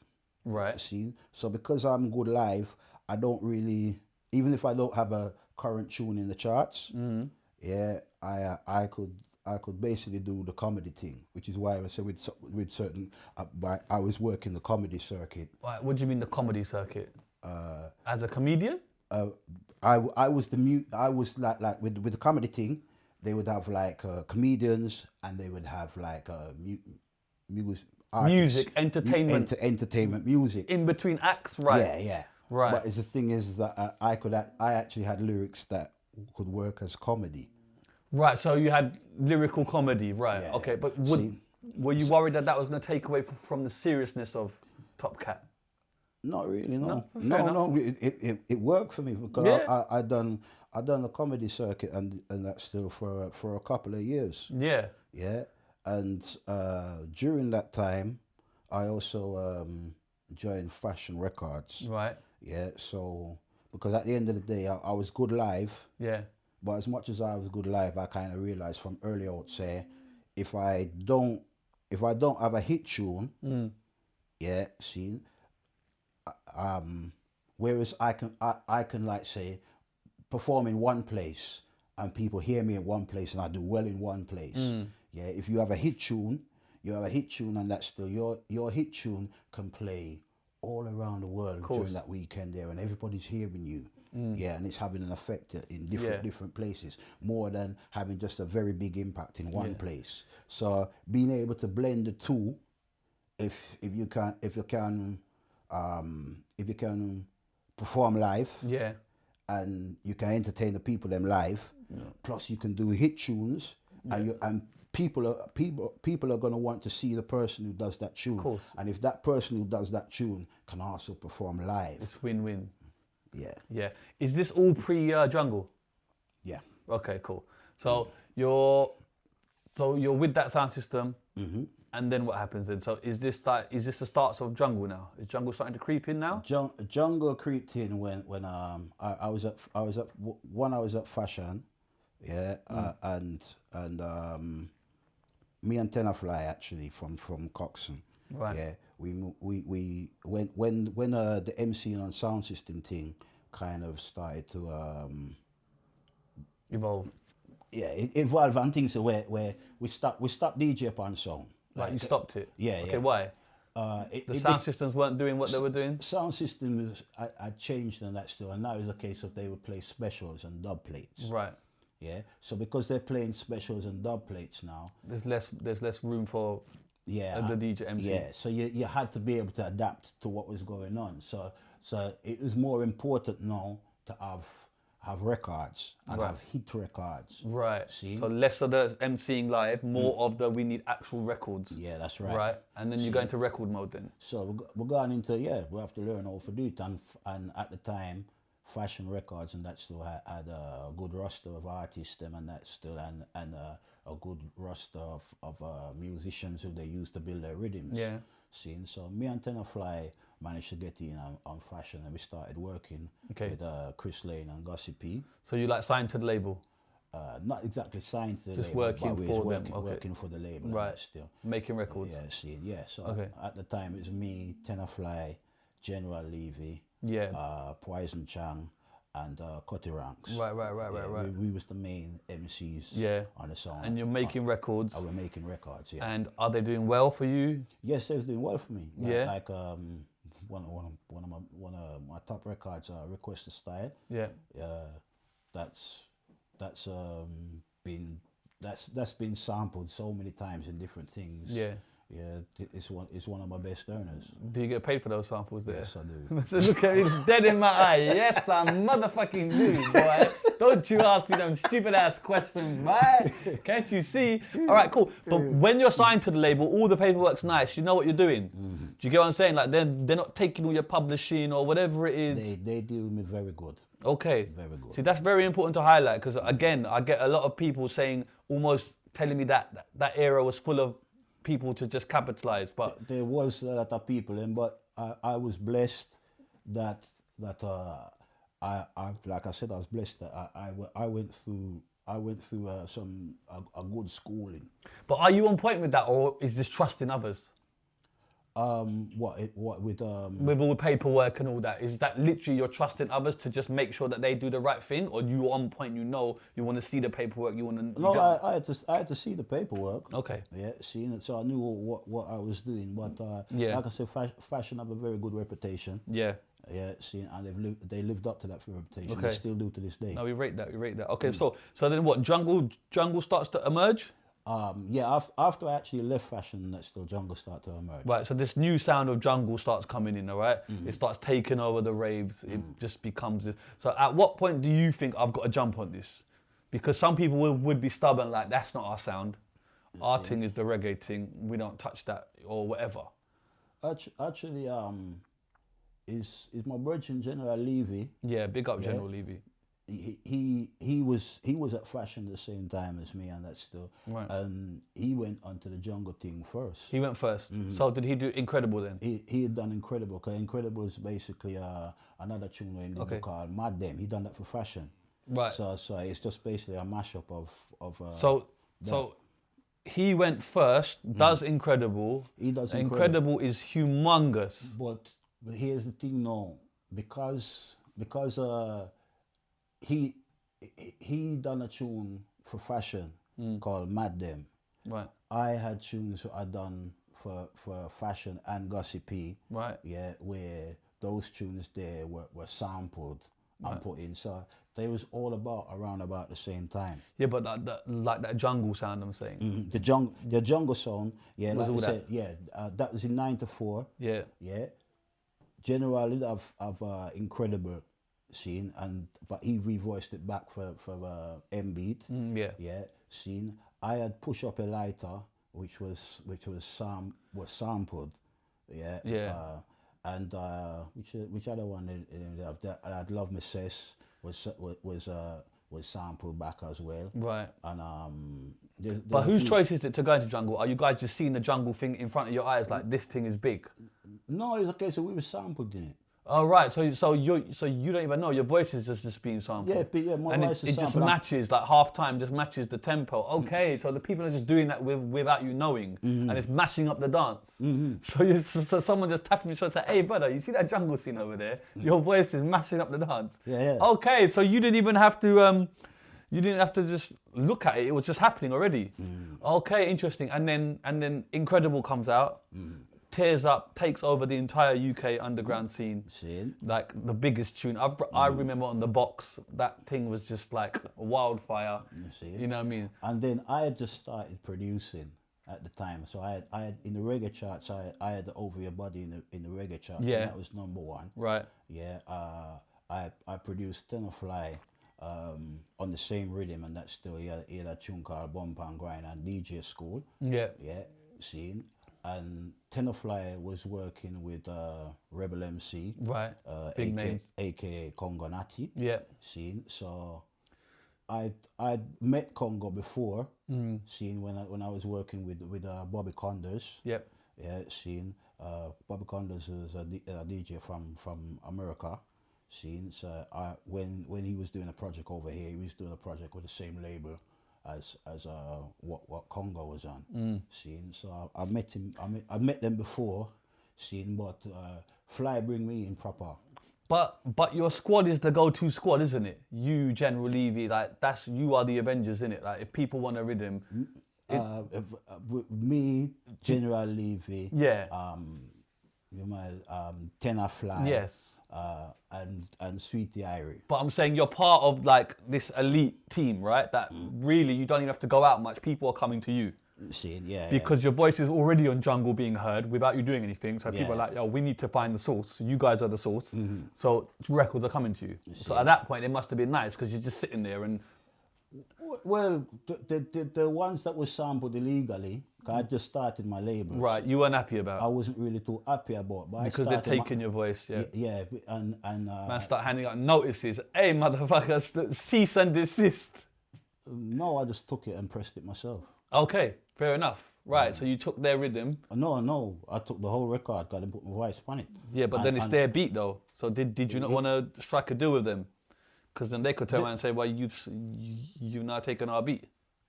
You're looking at me with the dead venom eyes, bro. I'm not your enemy. I'm just asking. No, but I have to ask these things. Yeah, but that's a case of really. Okay. Yeah, no, you take my thing without asking me. So now I'm gonna take all of your thing. So I take the whole of thing. What happened to you? All right, but I'm just saying. No, but that's how that go. Okay. And did anybody ever come back to you and say, listen, you've taken my record, my sound? Really? I'm just asking you, bro. I'm asking you. I've got to ask these questions, bro. I hear the question. Because I hear the question. Because yes, they've stolen your voice, but now you've stolen their beat. Yes. Yeah, because if you have got teeth from me, I got teeth back. Okay, yeah, fair enough. And then when my teeth back, where I say no? So you're literally taking the record. Remember, 7 years old. Watch your car for you. Yeah, yes, sir. 10p, bro. I hear you. Yeah. My car's outside, but just make sure it's nice. You get? Yeah, okay, so you're literally pressing the records and just selling them because it's your voice on it anyway. Yep. So that's like easy. Is that easy like money then? Because the work's just done, isn't it? Yep. And is everyone doing that? Is General Levy doing that? Is everyone? No. No. What? That was only me because of who I am. That's that. Right. But did you not advise them, man? Say, listen, your voice is being used. No. General's thing, him having thing with MB, a proper thing, yeah. That's okay, a proper thing. But yours was a bootleg that they tried to bootleg. Yeah. And Top Cat's not having that. Yeah. Okay, cool. How much money are you making those times? Are you nice? Yeah, I was okay. Yeah. Is the cashmere still cashmereing? Are we like Savile Row now? No. Basically, I went from 3 series to 7 series. Okay, big boss.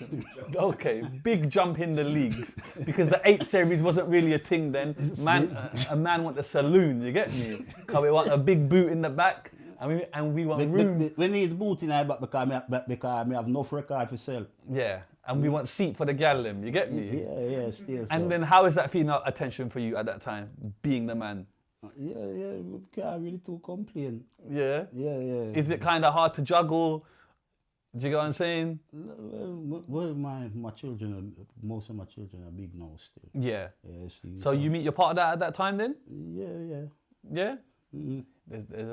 There's the hesitance there, so I won't go too. I'm just trying to get the whole picture. So Yeah. You get me? Okay. Okay, cool. And then how hard is that to juggle a relationship when you are the man going out, chart topping, the top cat? Well, it's part and parcel of how the thing go. Yeah, but I don't know the part and parcel. Yeah, it's part I'm just and the parcel, outside asking questions. So it's part and parcel and things. It's not like I say, it's not everything where you go for and things. You just have to make your decision then where you do and things and try to be wise. Yeah, try be wise. Also, in the kind of the jungle era, there's a lot of drugs coming in. I'm hearing acid, LSDs, things like that. How is that for you, seeing that around? Are you participating? Are you not? What is it? Me, everybody know me as a weed man. I don't hide that. Yeah. But that's like a Jamaican cultural thing, right? I smoke ganja. Yeah. See? But you say anything else, man, I night. Yeah, but when you're seeing people, like you're seeing it for the first time. If I feel them thing on them, want to deal with that I feel them one private thing, or I feel them one if they want to keep it public, then keep it public. Yeah. Me night and don't bring it to me. Yeah, but you're kind of instantly you are able to draw draw the line. This shit is not for me. Give me my ganja, I'm cool. Them thing there, don't even bother come there with me. Okay, fair enough, gotta ask. Okay, so Jungle's doing this thing, you're making good money, and then I suppose Jungle dies down, replaced by this sound called Garage, and you're still able to kind of cross over and maintain that? Well, then the same thing again, they sampled me. Right, so same thing happened. So you've just got that voice that people want. Yeah. So garage music comes in, right? And you're hearing your voice already on garage tunes. Yeah, you could put it that way there. Yeah. They put it this way, double 99. Yeah, so the rip groove I know about because I was I was there. Okay, so I'm gonna get to that in a minute. But prior to that, had you heard your other garage? Had you heard your voice, or was it just on the double 99? It was a double 99 when Right. we really heard it, because the other ones in me was all jungle at the time. Okay, cool. And just to put a pin in it, Wayne Marshall G-Spot, is that after this or before? Oh, that was before. Because that was my fucking tune, bro. I went with them, no, say we had push up your lighter for the want. And why you, hey, brother, was that, yo, man, them don't even know. And why is that not on Spotify? Because it pissed me off, you know. The other day I was looking for it, Wayne Marshall original. You'll have to ask Wayne, and look, I'm going to do that tune for Wayne. Big tune. Yeah. That was my version, bro. You see? And it used to piss me off that people didn't know that. Wayne, I'm a virgin from the master, because Wayne used to be the mastering engineer at Music House. Wayne actually mastered some of my songs back in the day, bro. Okay, Because see? Fitzroy sent me to Wayne, you get me? Yeah. And I went out, yeah. So how did that come across? Because G-Spot, was it out by then, or did you not know? G-Spot, we did G-Spot in 94. Yeah, but was the record out when you did that remix, or was it not out? Yes, it was already out. Was it a big record already? It was it was big on the underground. Underground, right? But Wayne checked me now and said him want to do a remix with a DJ. Right. See, so when he checked me for that now, instead of them try push for the national chart. Right. See, so him want a DJ for the one that they're gonna push for the national Right, chart. because it was a big record, humongous. See, we made top 30 with that one. Yeah. Was that your first record that charted top 40? Yeah. Top 30, yeah. Yeah, the but first one, that mainstream, that's humongous, bro. Yeah, that was the first one, yeah. And then what was that feeling like from different? Okay, the reggae charts are amazing, but this is UK main charts. That's mental. It was a nice achievement. Yeah. I take it as a nice achievement. But you able to process that, like, yo. Yeah. And also be a part of a record that's so huge. See, yeah, but like I can't explain it. If you was around, you would know that was the biggest Wayne. Like, do you know what I'm saying? Him done destroy the streets with that. It's true though, isn't it? Yeah, and then the Top Cat the remix, you know what I mean? And I was like, where is this like? And last week I was trying to find it. I couldn't find it. So can you please put a word in, bro? Yeah. Just because you know what it is, just for the fans. Like, I'm a fan, innit, bro? First, you get what I'm saying? So I would like to have that on Spotify. I couldn't tell you the politics with that one day, because some people them not really too like the payments that Spotify give out. They're not no, but G-Spot's on there. Yeah, G-Spot's Yeah, on. no. The original's on there. But That's what I'm trying to get at. Yeah, no. But the other one isn't, probably because They have to cut the check with you. they're gonna have to cut a decent money. Come on, man. And no, not with me, not because of me, but because of Spotify. Yeah, but it's okay. Wayne, if you're listening, the fans need that. You know what I'm saying? Because that was my jam. I put that on. I had to go on YouTube, bro, and find that. But yeah, big up for that. Because trust me, like, and also, are you aware how much of your music is kind of checkpointed in like people's lives? Do you know what I'm saying? Like the impact it has. Do you ever get a time to dwell on that, or? I don't really get a time to really dwell upon it. Yeah. But I do understand it, because that's what's happened with me when I was younger. Yeah, before I got into the music business as a professional. You used to look up to people. Yeah, same way. So I understand it on that still. So I give thanks to the Almighty that I've been blessed that I've also been able to achieve that and do that for other people. Yeah, beautiful. Like the artists who've done that for me. Fantastic. So going fast forward to Double 99 Rip Groove. So you're so they'd already used your voice already. Yeah, they So that bakra, whatever it is, all of that, all that was already on the rhythm. they already done one, and it looked like it was going to go into the national charts. So, Without your say so, without your that is mad. so they had to clear the sample. Now I done the original tune for Fashion Records. Right. See, so Fashion, they checked Fashion and Fashion checked me, and we had a meeting and I listened to it, and I said, okay, we'll clear it.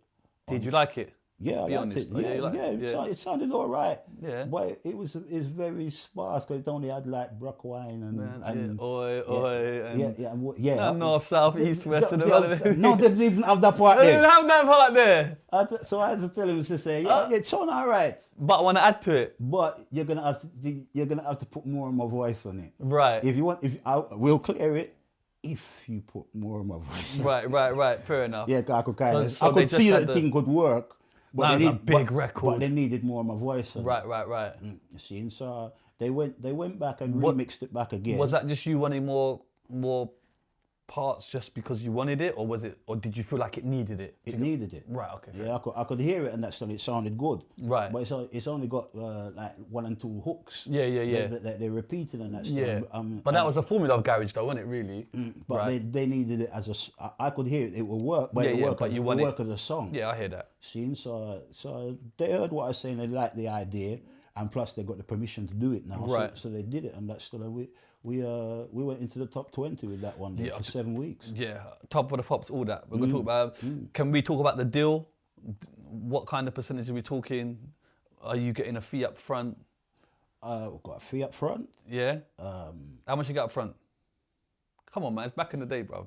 Don't worry. It was I got a good money up 5 front. figure. That's 10 grand plus. Advance Yeah. 4. Okay. Because it probably was 5, but it's got a split. Yep. Yeah. So advance 4. Seen, and then royalties to this day. How much royalties? A 50-50? I get a good split. 30? Oh, Just tell me, man. It doesn't matter. I'm just curious, bro. Yeah. But something Okay. they really to talk and things. Is it between 20 and 50? Okay. I get You get a healthy royalty. I get a healthy royalty. And does that label take a cut as well, or not? Yeah, the label takes a cut as well. They that's take what a I'm cut. saying, Yeah. Okay, cool. So you add to the record. Is that the north, south, east, west, the intro thing you do? Yeah. Right. The Brackward is on there already. Oi. Is in there. Right. Cool. Monster record in the clubs. Monster. I was too young to be in the dance, but I was in the dance, bro. You see? Yeah. Yeah. Probably one of my favourite garage records, bro. So big up for that. From there, the song is a commercial release, and it gets signed to a label. Do you have anything to do with that, or is that just double 99? The label had signed double 99, and that's Right, because garage is now starting to chart. It's becoming a big Well, thing. it hadn't charted yet. That was the first. No, but what? So that was the first garage tune to. So your Tina Moore, Rosie Gaines after that, Closer Than Close. Yeah. See, I know my things, you know, brother. Okay. Sugar Daddy, all of that is after, and Masters of Ceremony, Creed. Okay, cool. So Double 99 featuring Top Cat is the first garage record to chart in the UK. That's unbelievable. From there, you start now getting Top of the Pops. How is that for you? An iconic show on mainstream TV. Yeah, it was a nice experience and things. Still, like a lot of bands from Manchester was on at the time. Okay, well, what's this? Oasis and all that. Charlatans. Right, Charlotte. Yeah. M M people, big. And Enchants. Moving on up was my thing, you know. Come on. And Entrance as well. Yeah. Set You Free was a monster record as well. See? Right? Okay, cool. So, but that experience on like Top of the Pops, how was that for you? Because like the best of the best go on Top of the Pops. I grew up watching Top of the Pops. Yeah, we all did. Seeing so to actually be on it, even if it's just for once, Yeah, it was a nice feeling. yeah. Yeah, seeing, yeah, that's really, it's a nice feeling and things like that. And yeah, we get to see what the thing was all about. Yeah. See, And then from there, you're kind of becoming a household name, right? So then how was that for you, that elevated fame? well, Because it's come from underground to kind of, charting here and there. This is the mainstream charting. seeing, yeah, but I done the Mecca clubs and things like them kind of show them and things. Yeah. And PAing the tune a lot. yeah, I've done a lot of PAs on the tune and that's the. Are you earning the most now then, as opposed to prior? Well, I could actually earn more because I didn't have to split with That's what I mean. yeah. But the per show, but I was doing the amount of shows I was doing that it was a good amount of money. How much you charging a show? Those time there, it was 90s. Yeah, that what is around about £1,200. Right, and you're doing shows every night, sometimes 2-3 times a night. Big money. Cool. How are you spending this money? You saving it? You splurging? No, I save the money and things. You're done by the 8 series now. Plus, no. You done put TVs in that. I now I've staff to pay. So my dancers I got to pay. My driver I got to pay. Right, drivers, Yeah, dancers. So it's becoming a real thing. Like your show's becoming like, you know what I mean? But you're still making. Still making a good money still. Yeah. So what are you doing with that money? That's what I'm trying to say. Yeah, but I'm putting aside and investing on certain things. I didn't have my own studio before. Right. Seen, and the studio equipment was a lot more expensive back then. Yeah, definitely it was. Seen, so, but during that time there, like I started to build my own studio, and that's still, and I spent the money. I spent quite a bit of money on building my first studio. How much the studio cost you? Probably cost me around about 20 grand. Yeah. And are you based in London still? I'm kind of, at that time there, I was kind of based between the two, between Manchester and Okay, London. why are you back in Manchester then? What's the link there? I've got a family home in Manchester. Right, so you decide to set your family home in Manchester. Okay, why again Manchester when you're in like London? I say, my father's place and that still is in Manchester. Yeah. Seen, and we have a big house. Seen, so like I'm building a studio In that Manchester house. Yeah, and that's where I've got the space where I can do it. Right. Seen, so I built my studio. Right, and your kids are based in Manchester then? No, my children are actually based down here. Okay, so you're up and down. That's a long 200 miles all the time, bro. Yeah, kind of get used to it and thing. You know, see it. Yeah. I've been doing it since I was a little child. Still, Yeah. So it was. I don't really see it as. Yeah, no, fair enough. Okay, cool. So then what happens after Rip Groove then? Because obviously you're doing your thing. Are you in pressure to just bring out more and more track? After Rip Groove, one of the members of Rip Groove, he what was the name of the I couldn't tell you. You've lost me there. I'm not trying to remember what the name of the group was again. They done Victoria Beckham's tune and that stuff. Oh, with Dane Bowers. True Steppers. Yeah. See, Out of Your mind. Yeah. So I done one of the vocals for that album there. And Right. Still, so that I was the first vocalist for them. Right. Yeah. See. So you're working, but you're not getting anything kind of on that mainstream scale with kind of Rip Groove. Have you got a pressure to kind of I've done something, Danny J. Lewis. Daniel Day-Lewis? Daniel J. Lewis. No, who's that? Sorry. We had a tune called Spend the Night. Right. Wanna spend the night with you. Oh yeah. Jesus.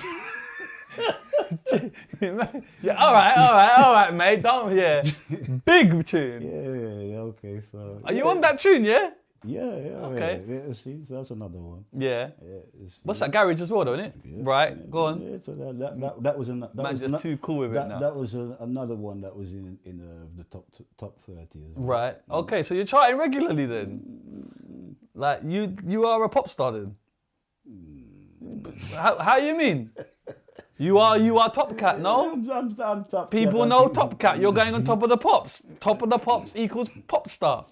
If that's what you want to say, that's what you want to say. I always think that it's a trade that I do. Yeah. You see, for me, It's a very humble approach. you see, well, some of Africa, I've been doing it now, yeah, for over 35 years. Yeah. Yeah, seeing so. But now you have the hindsight of age experience. But in those days, when you were the man, one could forgive the fact that you were ego. You know what I mean? See, and I've never really seen it that way there myself personally. I've always seen it as like I'm fortunate to be able to do something that I love doing. Yes. You see, and so Absolutely. so. Okay. Any other songs that we would know? Okay, I've done adverts. Man's got too many. Okay, cool. So then you start going into the advert game. How does that happen? Is that an agent or is that just people just? One of the production houses I've always been referred to. Like they've always referred like they want somebody to do something for an advert. So they brought me in for the comfort fabric conditioner advert. Yeah. And then about a few years ago, I done Virgin Media advert. Yeah, so those are the two that they kind of brought me in. So Adverts pay money. Yeah. Good money. Yeah. Good royalty fee. And one-off fees and all of them. Good, decent one-off fees. Yeah, very decent. good one-off fees. Like, here's all your money. Don't bother us again for copyright. You get me? We're going to use your image for X, Y, Z. Y'all just take that 20, 30 grand. No. I don't give the image. Oh, you don't give the image rights? Okay, it's just vocal rights. Okay, why don't you give the image rights? That's the next thing. That's the next thing. Yeah, the next thing. I think I can't really do that. Yeah. That. Yeah, that's the next money I No, I got to hear pay that. if you want that part there. No, I hear that. If it works for football, it must work for me. Yeah, no, I hear that. Yeah, see, so yeah, we can't really do that. Yeah.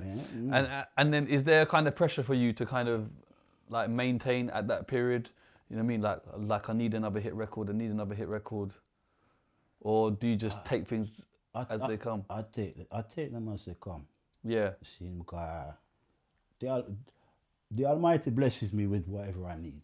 See, so I don't really take it as boy I have the pressure. I need to do this. I need to do that. Yeah. See, when the Almighty ready for me to do something and things, he'll make the opportunity available, and it's just a case I have to be ready to be able to deal with it.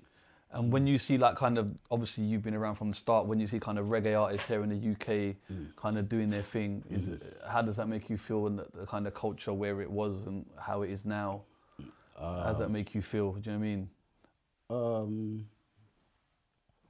In what way you mean? Well, like you see a lot of like reggae artists being established, getting their names, becoming famous, etc. And you're kind of cut from the early cloth. You know what I mean? You're seeing this happen. You know, UK artists. How does that make you feel when you're seeing it? I'm glad for the artists, the younger generation who's coming through.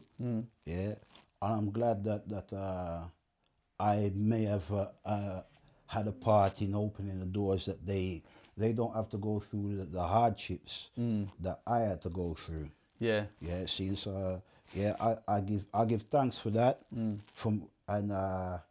It's great to see, because there's quite a few, and that's still who like, there's a lot of second generation seeing artists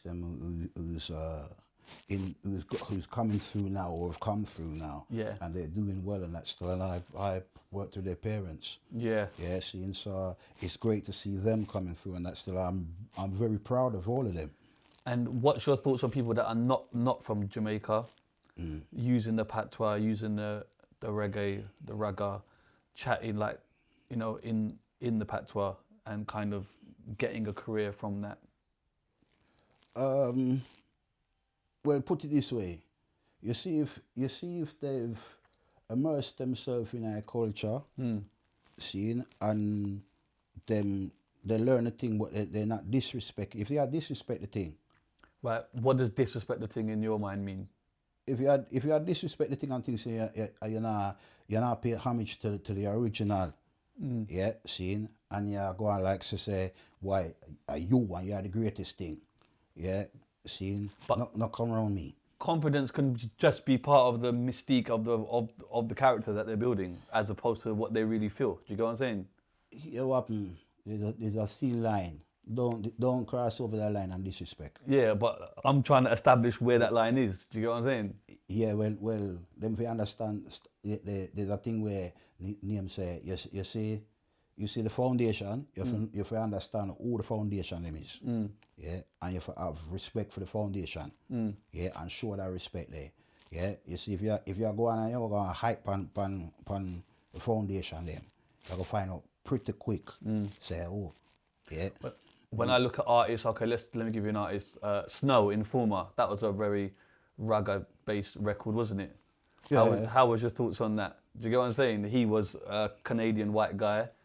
Do you get what I'm saying? What was your thoughts? All right, Snow. Yeah, I'll just use that as an example. Yeah, you use Snow as an example and things like Snow never turn up on Japan Splash thing when we do. What's that? Okay, you had a concert and he didn't show up. Yeah, he never turn up. Why not? I don't know. Okay. But it was me, Tenor Fly, Sweetie Irie, Barrington Levy, Yeah. Half Pint, no for we, Shaggy, Raven, Right. yeah, Michi One, Luchi Lou. Michi One, Luchi Lou. Yeah, Oh my God. the whole of we tour and do Come off a Japan. bit, sorry, easy. Yeah, the whole of we tour and do Japan Splash. Right. See? Is this in This Japan? Yeah, in Japan, 1996. Right. Me and General Levy did it in 1995, but we was on Japan Splash. We had the album Rumble in the Jungle. Right. And we got a licensing deal for it. So as part of the licensing deal, we did go to Tokyo in 95 to Right. promote the album. Yeah. See? But 96 me go back. But I went back as part of the Japan Splash thing. Right. See? So yeah, that time and Snow was supposed to be on it, but he never turned up. Everybody else step on it and he never turned up. So as you say Snow, I laugh and say, Yeah. remember him never turned up until Yeah, but he was a big star, wasn't he? But yeah. I'm saying thoughts on something like that. Who's some might say he's a culture vulture, but others might say no, he's paying homage. I'm just curious on your stance when you see non Jamaican guys, white, Asian, whatever, them a chat the patois and kind of with like me say, seeing as long as you pay, because you see with Snow, some people might have a problem with Snow. Yeah, seeing, but Snow work with like a lot of the reggae artists them in Jamaica. yeah. And him show him respect for the Okay. artists them and things, and he could work with them. Yeah. See? All right. My next virgin, Dominic. Right. See? It's the next one and things to like him could work with the artists them, they are Jamaica, and him show the respect. See? So I'm cool with them. Yeah. See? But some like you see some people and things to like if them not really too show the respect, yeah, then me I go for me no want round them and things to because Yeah. seeing I'm the nicest person. But Boy, don't- I got the deaths there earlier, you know. But- We're talking about money, man. Look at me. yeah, but I'm the nicest person, but don't really take disrespect. Yeah. See, so don't be Yeah. doing as long as No, you I hear don't do that. that, everything cool.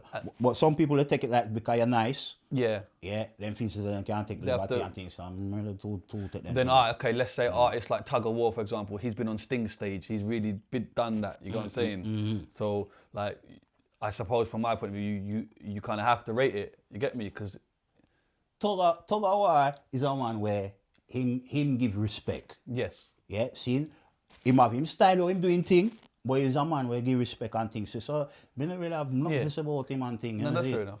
Yeah. And then when you see like patois used as almost in the streets often, almost immersed in the kind of the street culture, how does that make you feel? That this small island could kind of bring so much kind of influence. Do you get what I mean? Because the wagwans and everything is always, you know, it's quite prevalent, isn't it? Jamaica's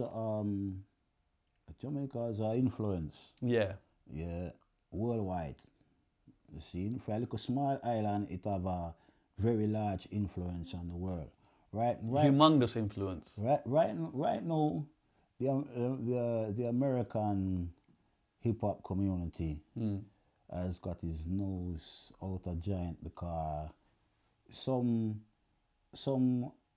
artists them over there, hip hop artists, have said that the pioneer of hip hop was actually a Jamaican, which that is true.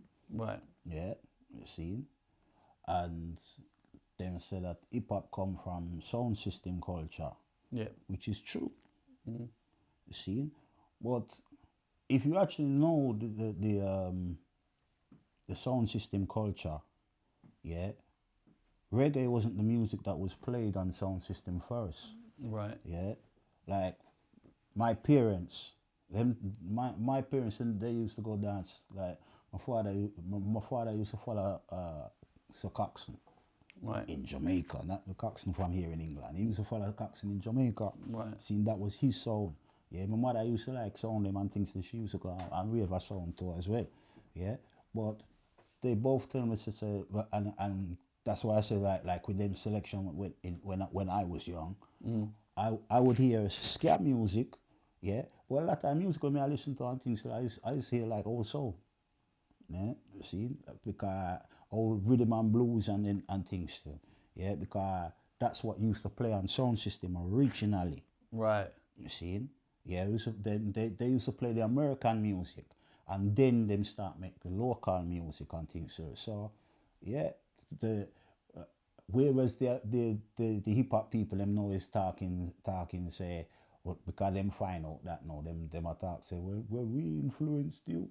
It's a case of influence and influence. You see? But they do say that it was Cool Herc took the Jamaican sound system from Jamaica and brought it to New York. Cool Herc. Apparently. Yeah. Allegedly. Cool Herc started off the thing where him used the sound system culture from Jamaica. Yes. Yeah, see? And he was playing American music. See? Right. Yeah, which if you go back to the 50s, that's what they was doing in any case. Yeah, but the actual culture of sound system come from Jamaica. Yeah. You see, so even though it was American music them play. Yeah, but who is not saying that? Because I've always heard that. No, well, right now them have big argument when me sit on the internet and things say they're trying to say that Jamaican have nothing to do with it. No, that's mad. And I didn't see that video, bro. Yeah, that video was mental. Trust me, bro. you go online and things, you say them things, you say no fault. And you look and say, them attack foolishness. Yeah. Yeah. The cooler, me see an interview where them want to use and things, and them have cooler attack the history. And I say that like sound system history and things, and him say it as well, like them used to play rhythm and blues, see, and American and rock and roll. Yeah, what? You never know, say Elvis used to play upon sound. Okay. Yeah, Elvis used to play upon sound and things like Jamaica, you know. Okay. You see it? And even when me a youth and we used to go to Jamaica and thing. Yeah, see it?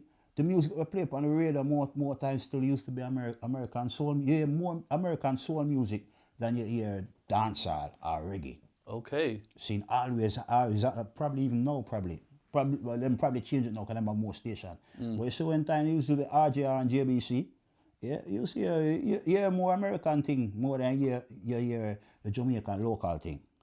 Yeah, see, and I just saw it go. See. Talking about kind of Jamaican artists that are doing well, how is that for you? Kind of, you see like your Beenie Mans and all of that just taking over the world. Sean Paul, you know, it's lovely to see.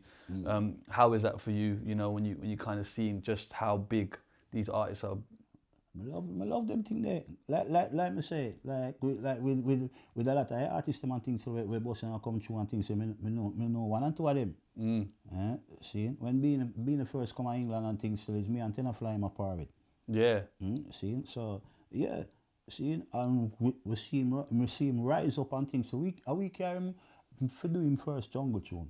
Cause him do a tune with Congo Natty still. I didn't know that. Yeah. Him do a tune with we carry him go we my part with 1994. Yeah, man. So when you hear Congo Natty play that tune, you say, oh, that's a Beenie Man in my fan.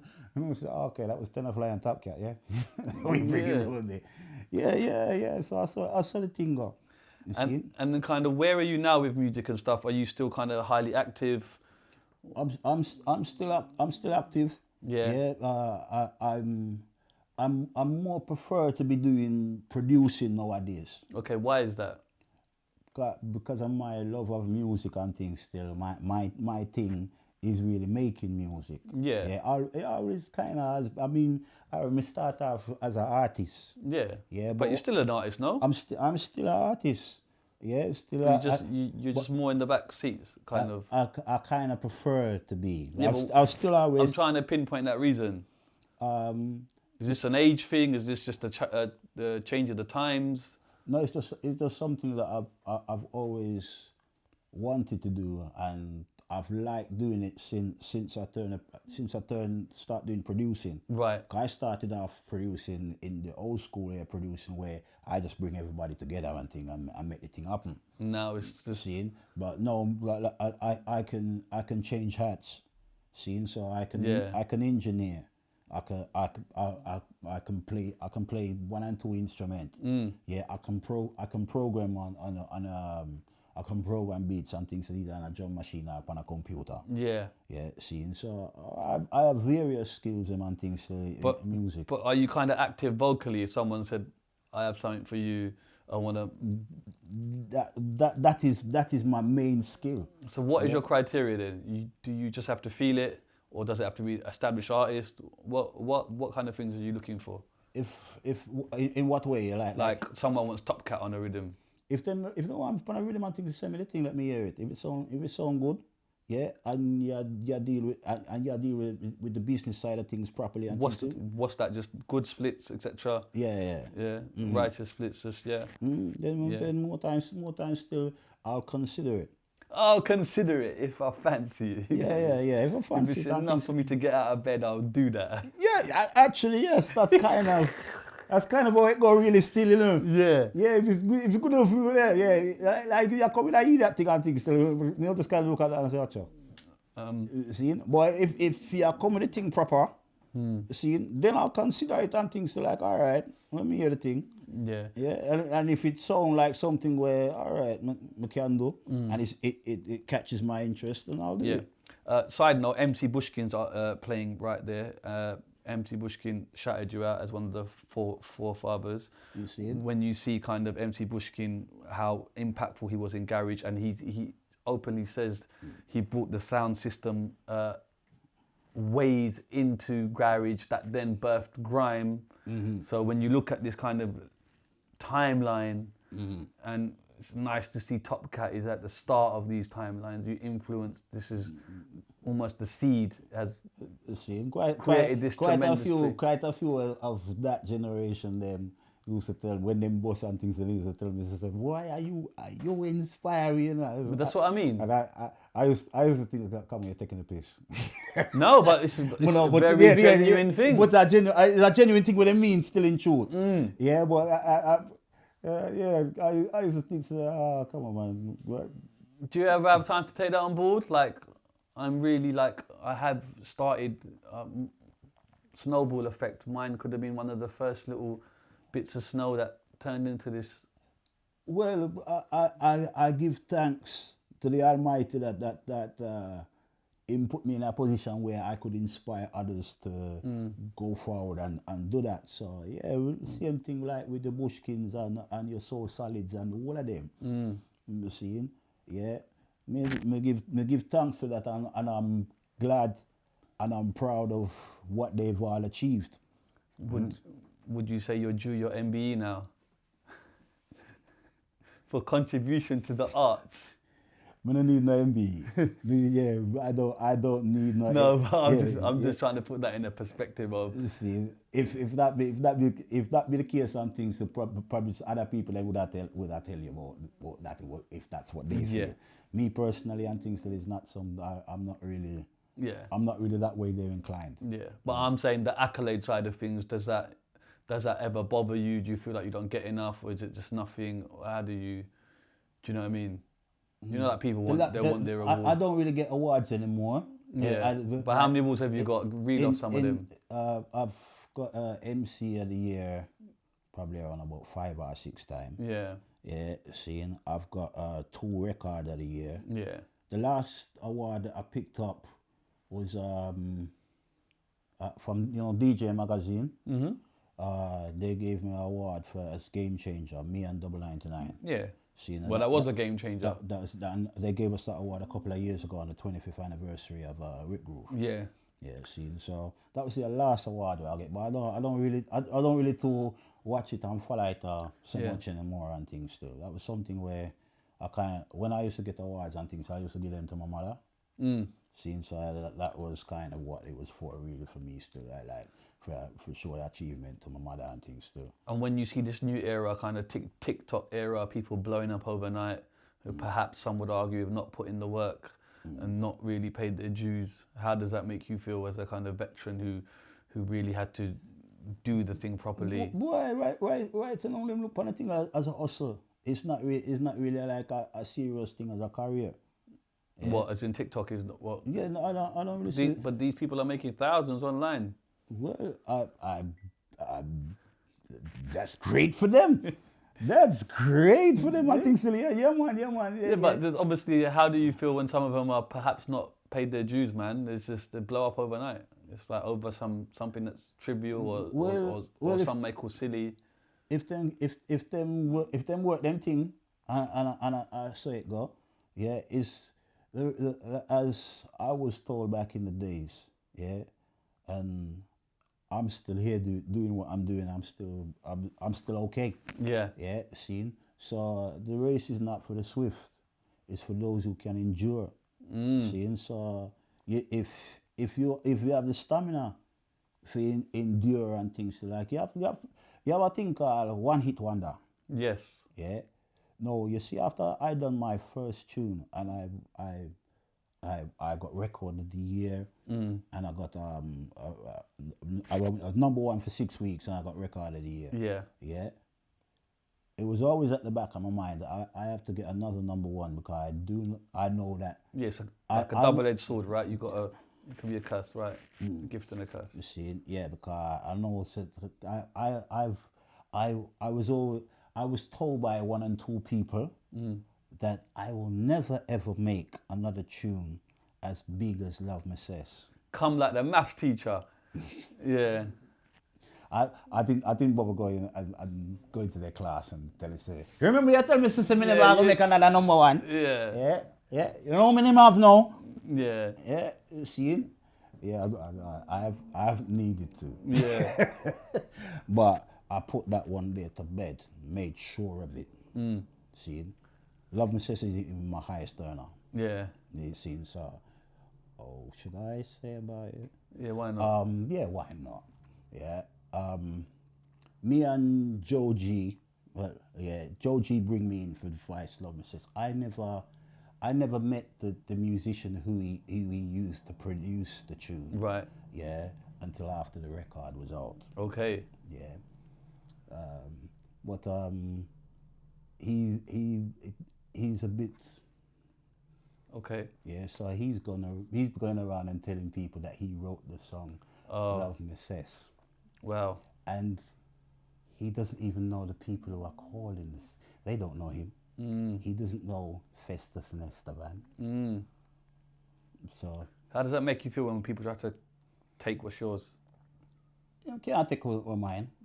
Yeah. Try to. Him can go on and talk talk. Okay. Yeah, but him can't talk in front of me. Yeah. Yeah. Otherwise the old school comes out. Yeah, that now got pretty for him. Yeah. See, so he can't do it. Well, I just thought, let me just mention that because I was at the dance the other day and somebody kind of brought that up. Yeah, see, you know, you what? I just hear what other people say. Yeah. See, so when they tell me that, I thought, really? Seeing what? We do this thing where I ask AI to ask you questions. It's this thing that I've started. It's my thing. Okay. So anybody try a copy, I'm sending Top Cat to pick up my money. You get me? That's what Joe used to do, you know. No, who's Joe? I don't know. Joe G. How you mean? Yeah, he used to do? No. I started this thing. Don't try it. When we go and pick up him money. Pick up the money. Yeah. He sent Top Cat. Yeah, because he was nice. Yeah. They like people would fob him off. Yeah. People don't really fob me off when I come for the money. Right. Yes. This is all artificial intelligence. Okay. Let's see what it comes up with. Some of it you probably answered already because we've been here for X amount of time. What was your first memory of falling in love with music? Do you have a specific first memory? Was it going to Jamaica and seeing it for the first time when you went? No. Being able to sneak into the front room and put a record on the gram. Okay. And what was that record? I can't remember now. Okay. We used to go in there and do it all the time. Sneak in and put it on the thing. Yeah. But you better not scratch the needle, I though. know so you can stack them. Yeah. See, so as it finish and it come off, the next one drop down and it. Yeah. So that was my first memory. How did growing up with Jamaican roots influence your music style? I think we've covered that. Yeah. Can you share the story behind the name Top Cat? We've done that. What was the most memorable moment of your career so far? What would you say is your most memorable? I've had some good ones them still. Memorable moment. It's hard. That one day I've had too many to really be. Give me like a top 3 then. Like one of them was doing helicopter above us, you know, mad. See? Yeah. Police in helicopter. Innit? They're after you, bro. They want their royalties. No, I'm joking. Go on. It's the tax. John was not there, you know, so the point you have to go on with them thing there. Yeah, you see? What, memorable. Yeah, is anything like... Memorable. Doing Atlanta Sunsplash. Yeah. 2 weeks before the Olympics in 1996. Yeah. As me and Tenor we done that, and that still was on the bill with Sugar Minot, Judo Moat, Blue Mountain, Caperton. Blue Mountain, wow. And Dennis Brown. Wow. Side note, what is it like, because you said you went to Tokyo, Japan, like bringing your sound to these countries, like the other side of the world? How is that for you? That was another 2 weeks later, and that's still me. But computing, going around the world, bringing your style, how is that for you to see that? You know what I mean? To see how far your music has travelled. It's a nice thing. Yeah. It's a very nice thing and things like I've been to places where I've only ever heard of them places before in a geography lesson. Yeah. And I've been there and seen a little child be able to sing my songs word for word. So that was a humbling experience for me the very first time that I'm. Can you like compute that, or is that just something you can't really process? Do you know what I mean? Process. It's a hard thing for process, but it's for me it's a humbling thing. Yeah. Yeah. See, that's how I look on it myself personally. Your music spans reggae, jungle, and drum and bass. How do you maintain authenticity across such diverse genres? AI, you know. I don't. I'm a reggae artist. I'm my reggae, the style what I do is authentic, I guess. It fits with reggae, obviously. It fits with jungle, it fits with drum and bass, it fits with garage, it fits even with salsa. You know what they say, if the shoe fits, wear it. Yeah, how did you feel when you won the British Reggae Award for Best British DJ? Yeah, it was a very nice feeling the time I won it first time, and that's still And then the second and third man, I was like, oh yeah, it's mine, it's me again, innit? Yeah. Not even so much and things still, but it's always a nice feeling when you win and you're given accolades like that and that still. So I give thanks for that. Yeah. What's your story behind your hit Wind Up Your Body? Wind up your body. What's the story behind your hit? That one there. All right. This is AI, you know. The promoter for Atlanta Sunsplash. He's a friend of mine from when I was based in New York, and he was running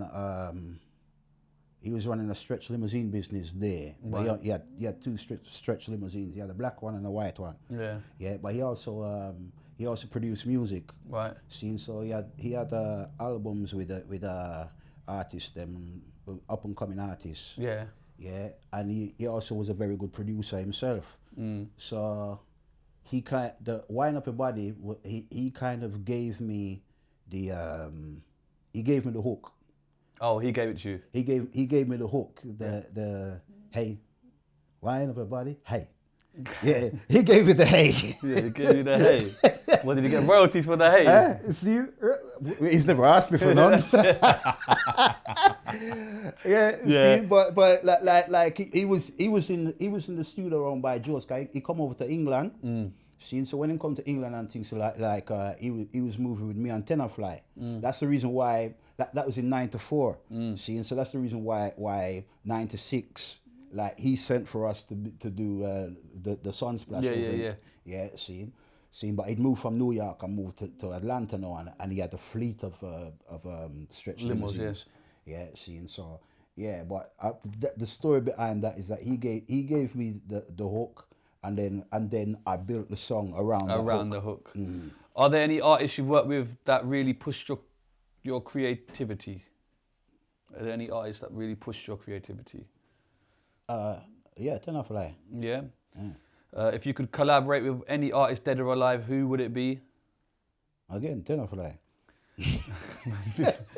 Side note, this is not here. What are your top 5 artists from the UK? Tenor Fly. Okay, top 5 artists. Yeah, Yeah. Tenor Fly, not in no particular order. No, yeah. Tenor Fly, Deborah Glasgow, Nearest Joseph, General Levy, and Sweetie Harry. Come on. That was my question. How do you see the evolution of jungle? How do you see the evolution of jungle and reggae music since you started? I don't really get that. Okay, let's leave that. What role does Jamaican culture play in keeping the authenticity of reggae alive in the global music scenes? What I want to buy me again?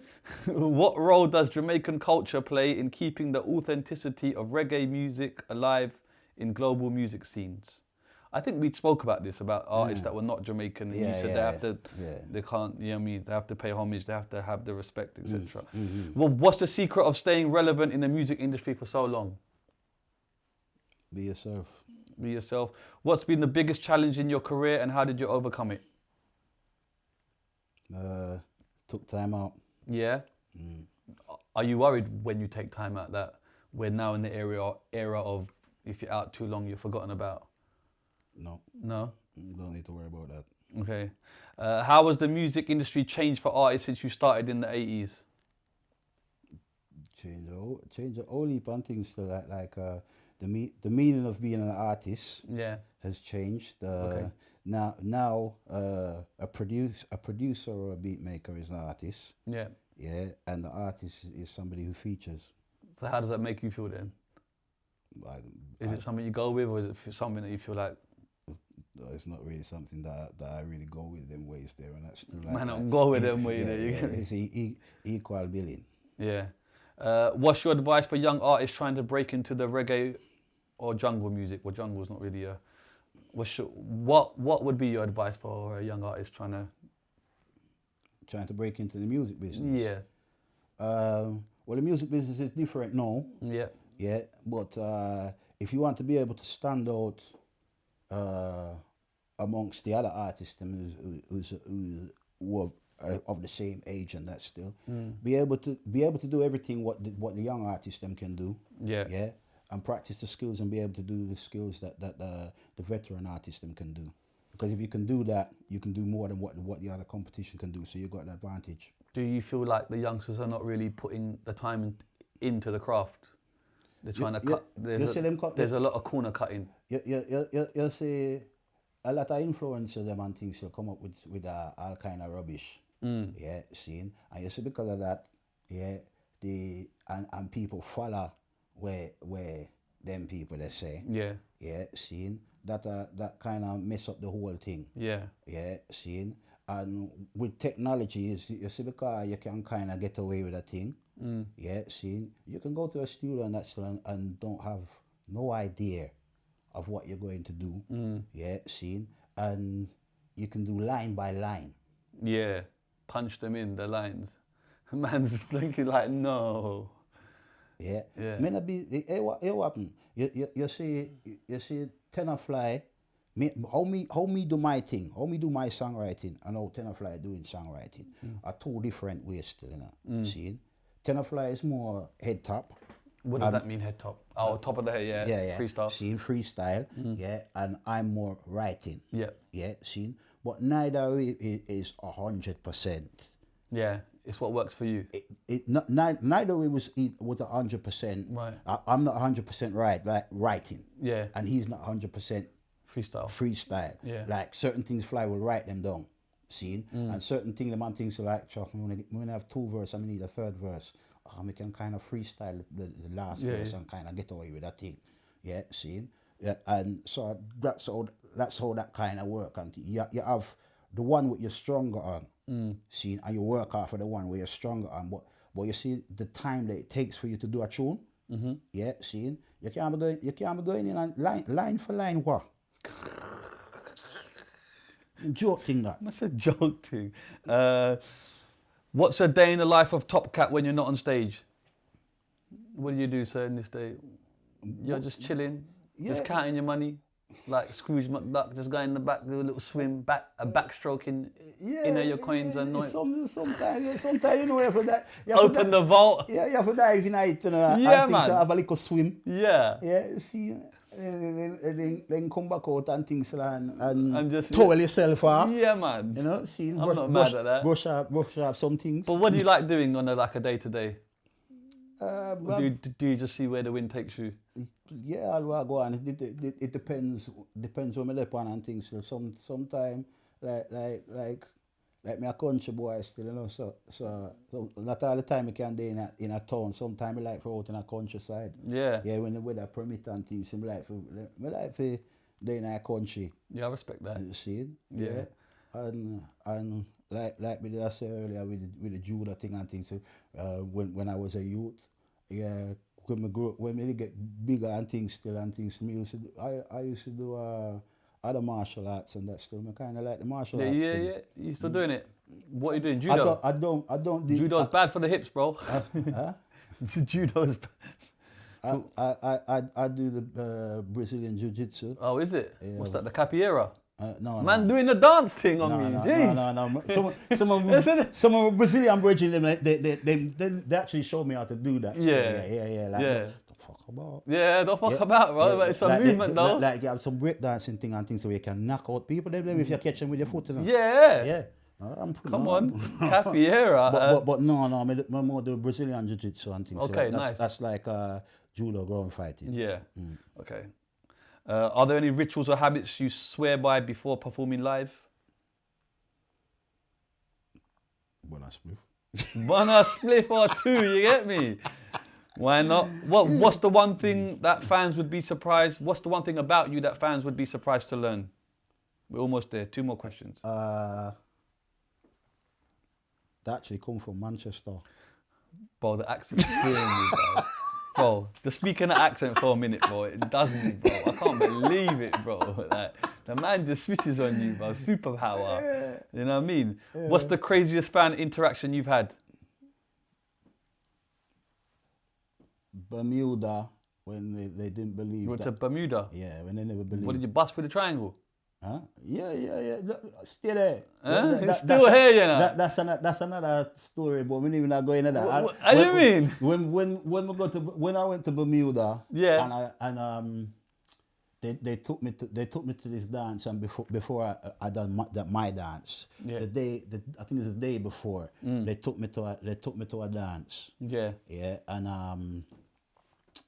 and they said the people then they've seen the posters and they've heard the radio ad, but they still not gonna believe that you're here until they actually See you. Yeah, Right. So they took me to a dance and said, just DJ a little bit of Gallis, because that was apparently That was the big rhythm, yeah. that was the big tune on the island at the time. See, so yeah, I started off with Beenie Man one special did security. Yeah.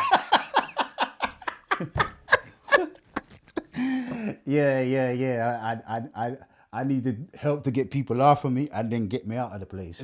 Is that how it was? Side note, what's the top 3 best countries you've been to away from kind of Jamaica and England and that?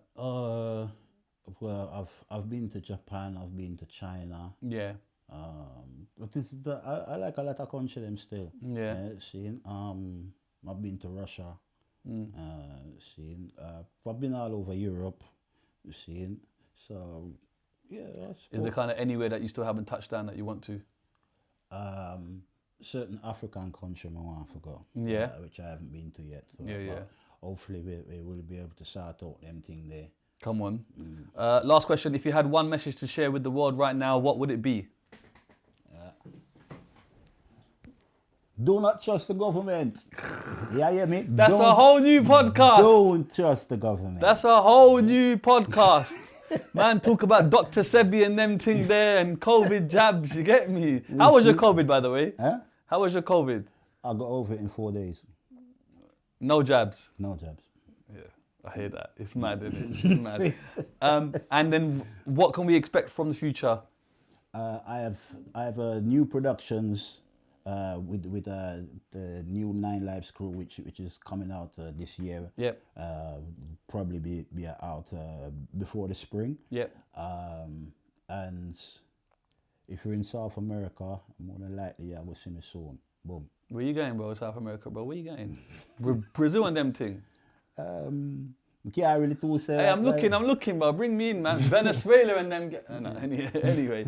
All right, Mr. Top Cat, sir. Thank you so much for your time. God bless. Thank you so much. You're a legend in this game. Let me just give you your flowers right here, right now. You know what I mean? A forefather in this foundation. It's amazing. Long may you shine. Thank you so much for your time. You're a legend, and for you to come here and give us your time, we really respect that. Yeah, man, just keep on winning, sir. Love and respect you, man. Come on, man. Thank you. That's the Godfather. You get me? Top Cat. We out. Peace.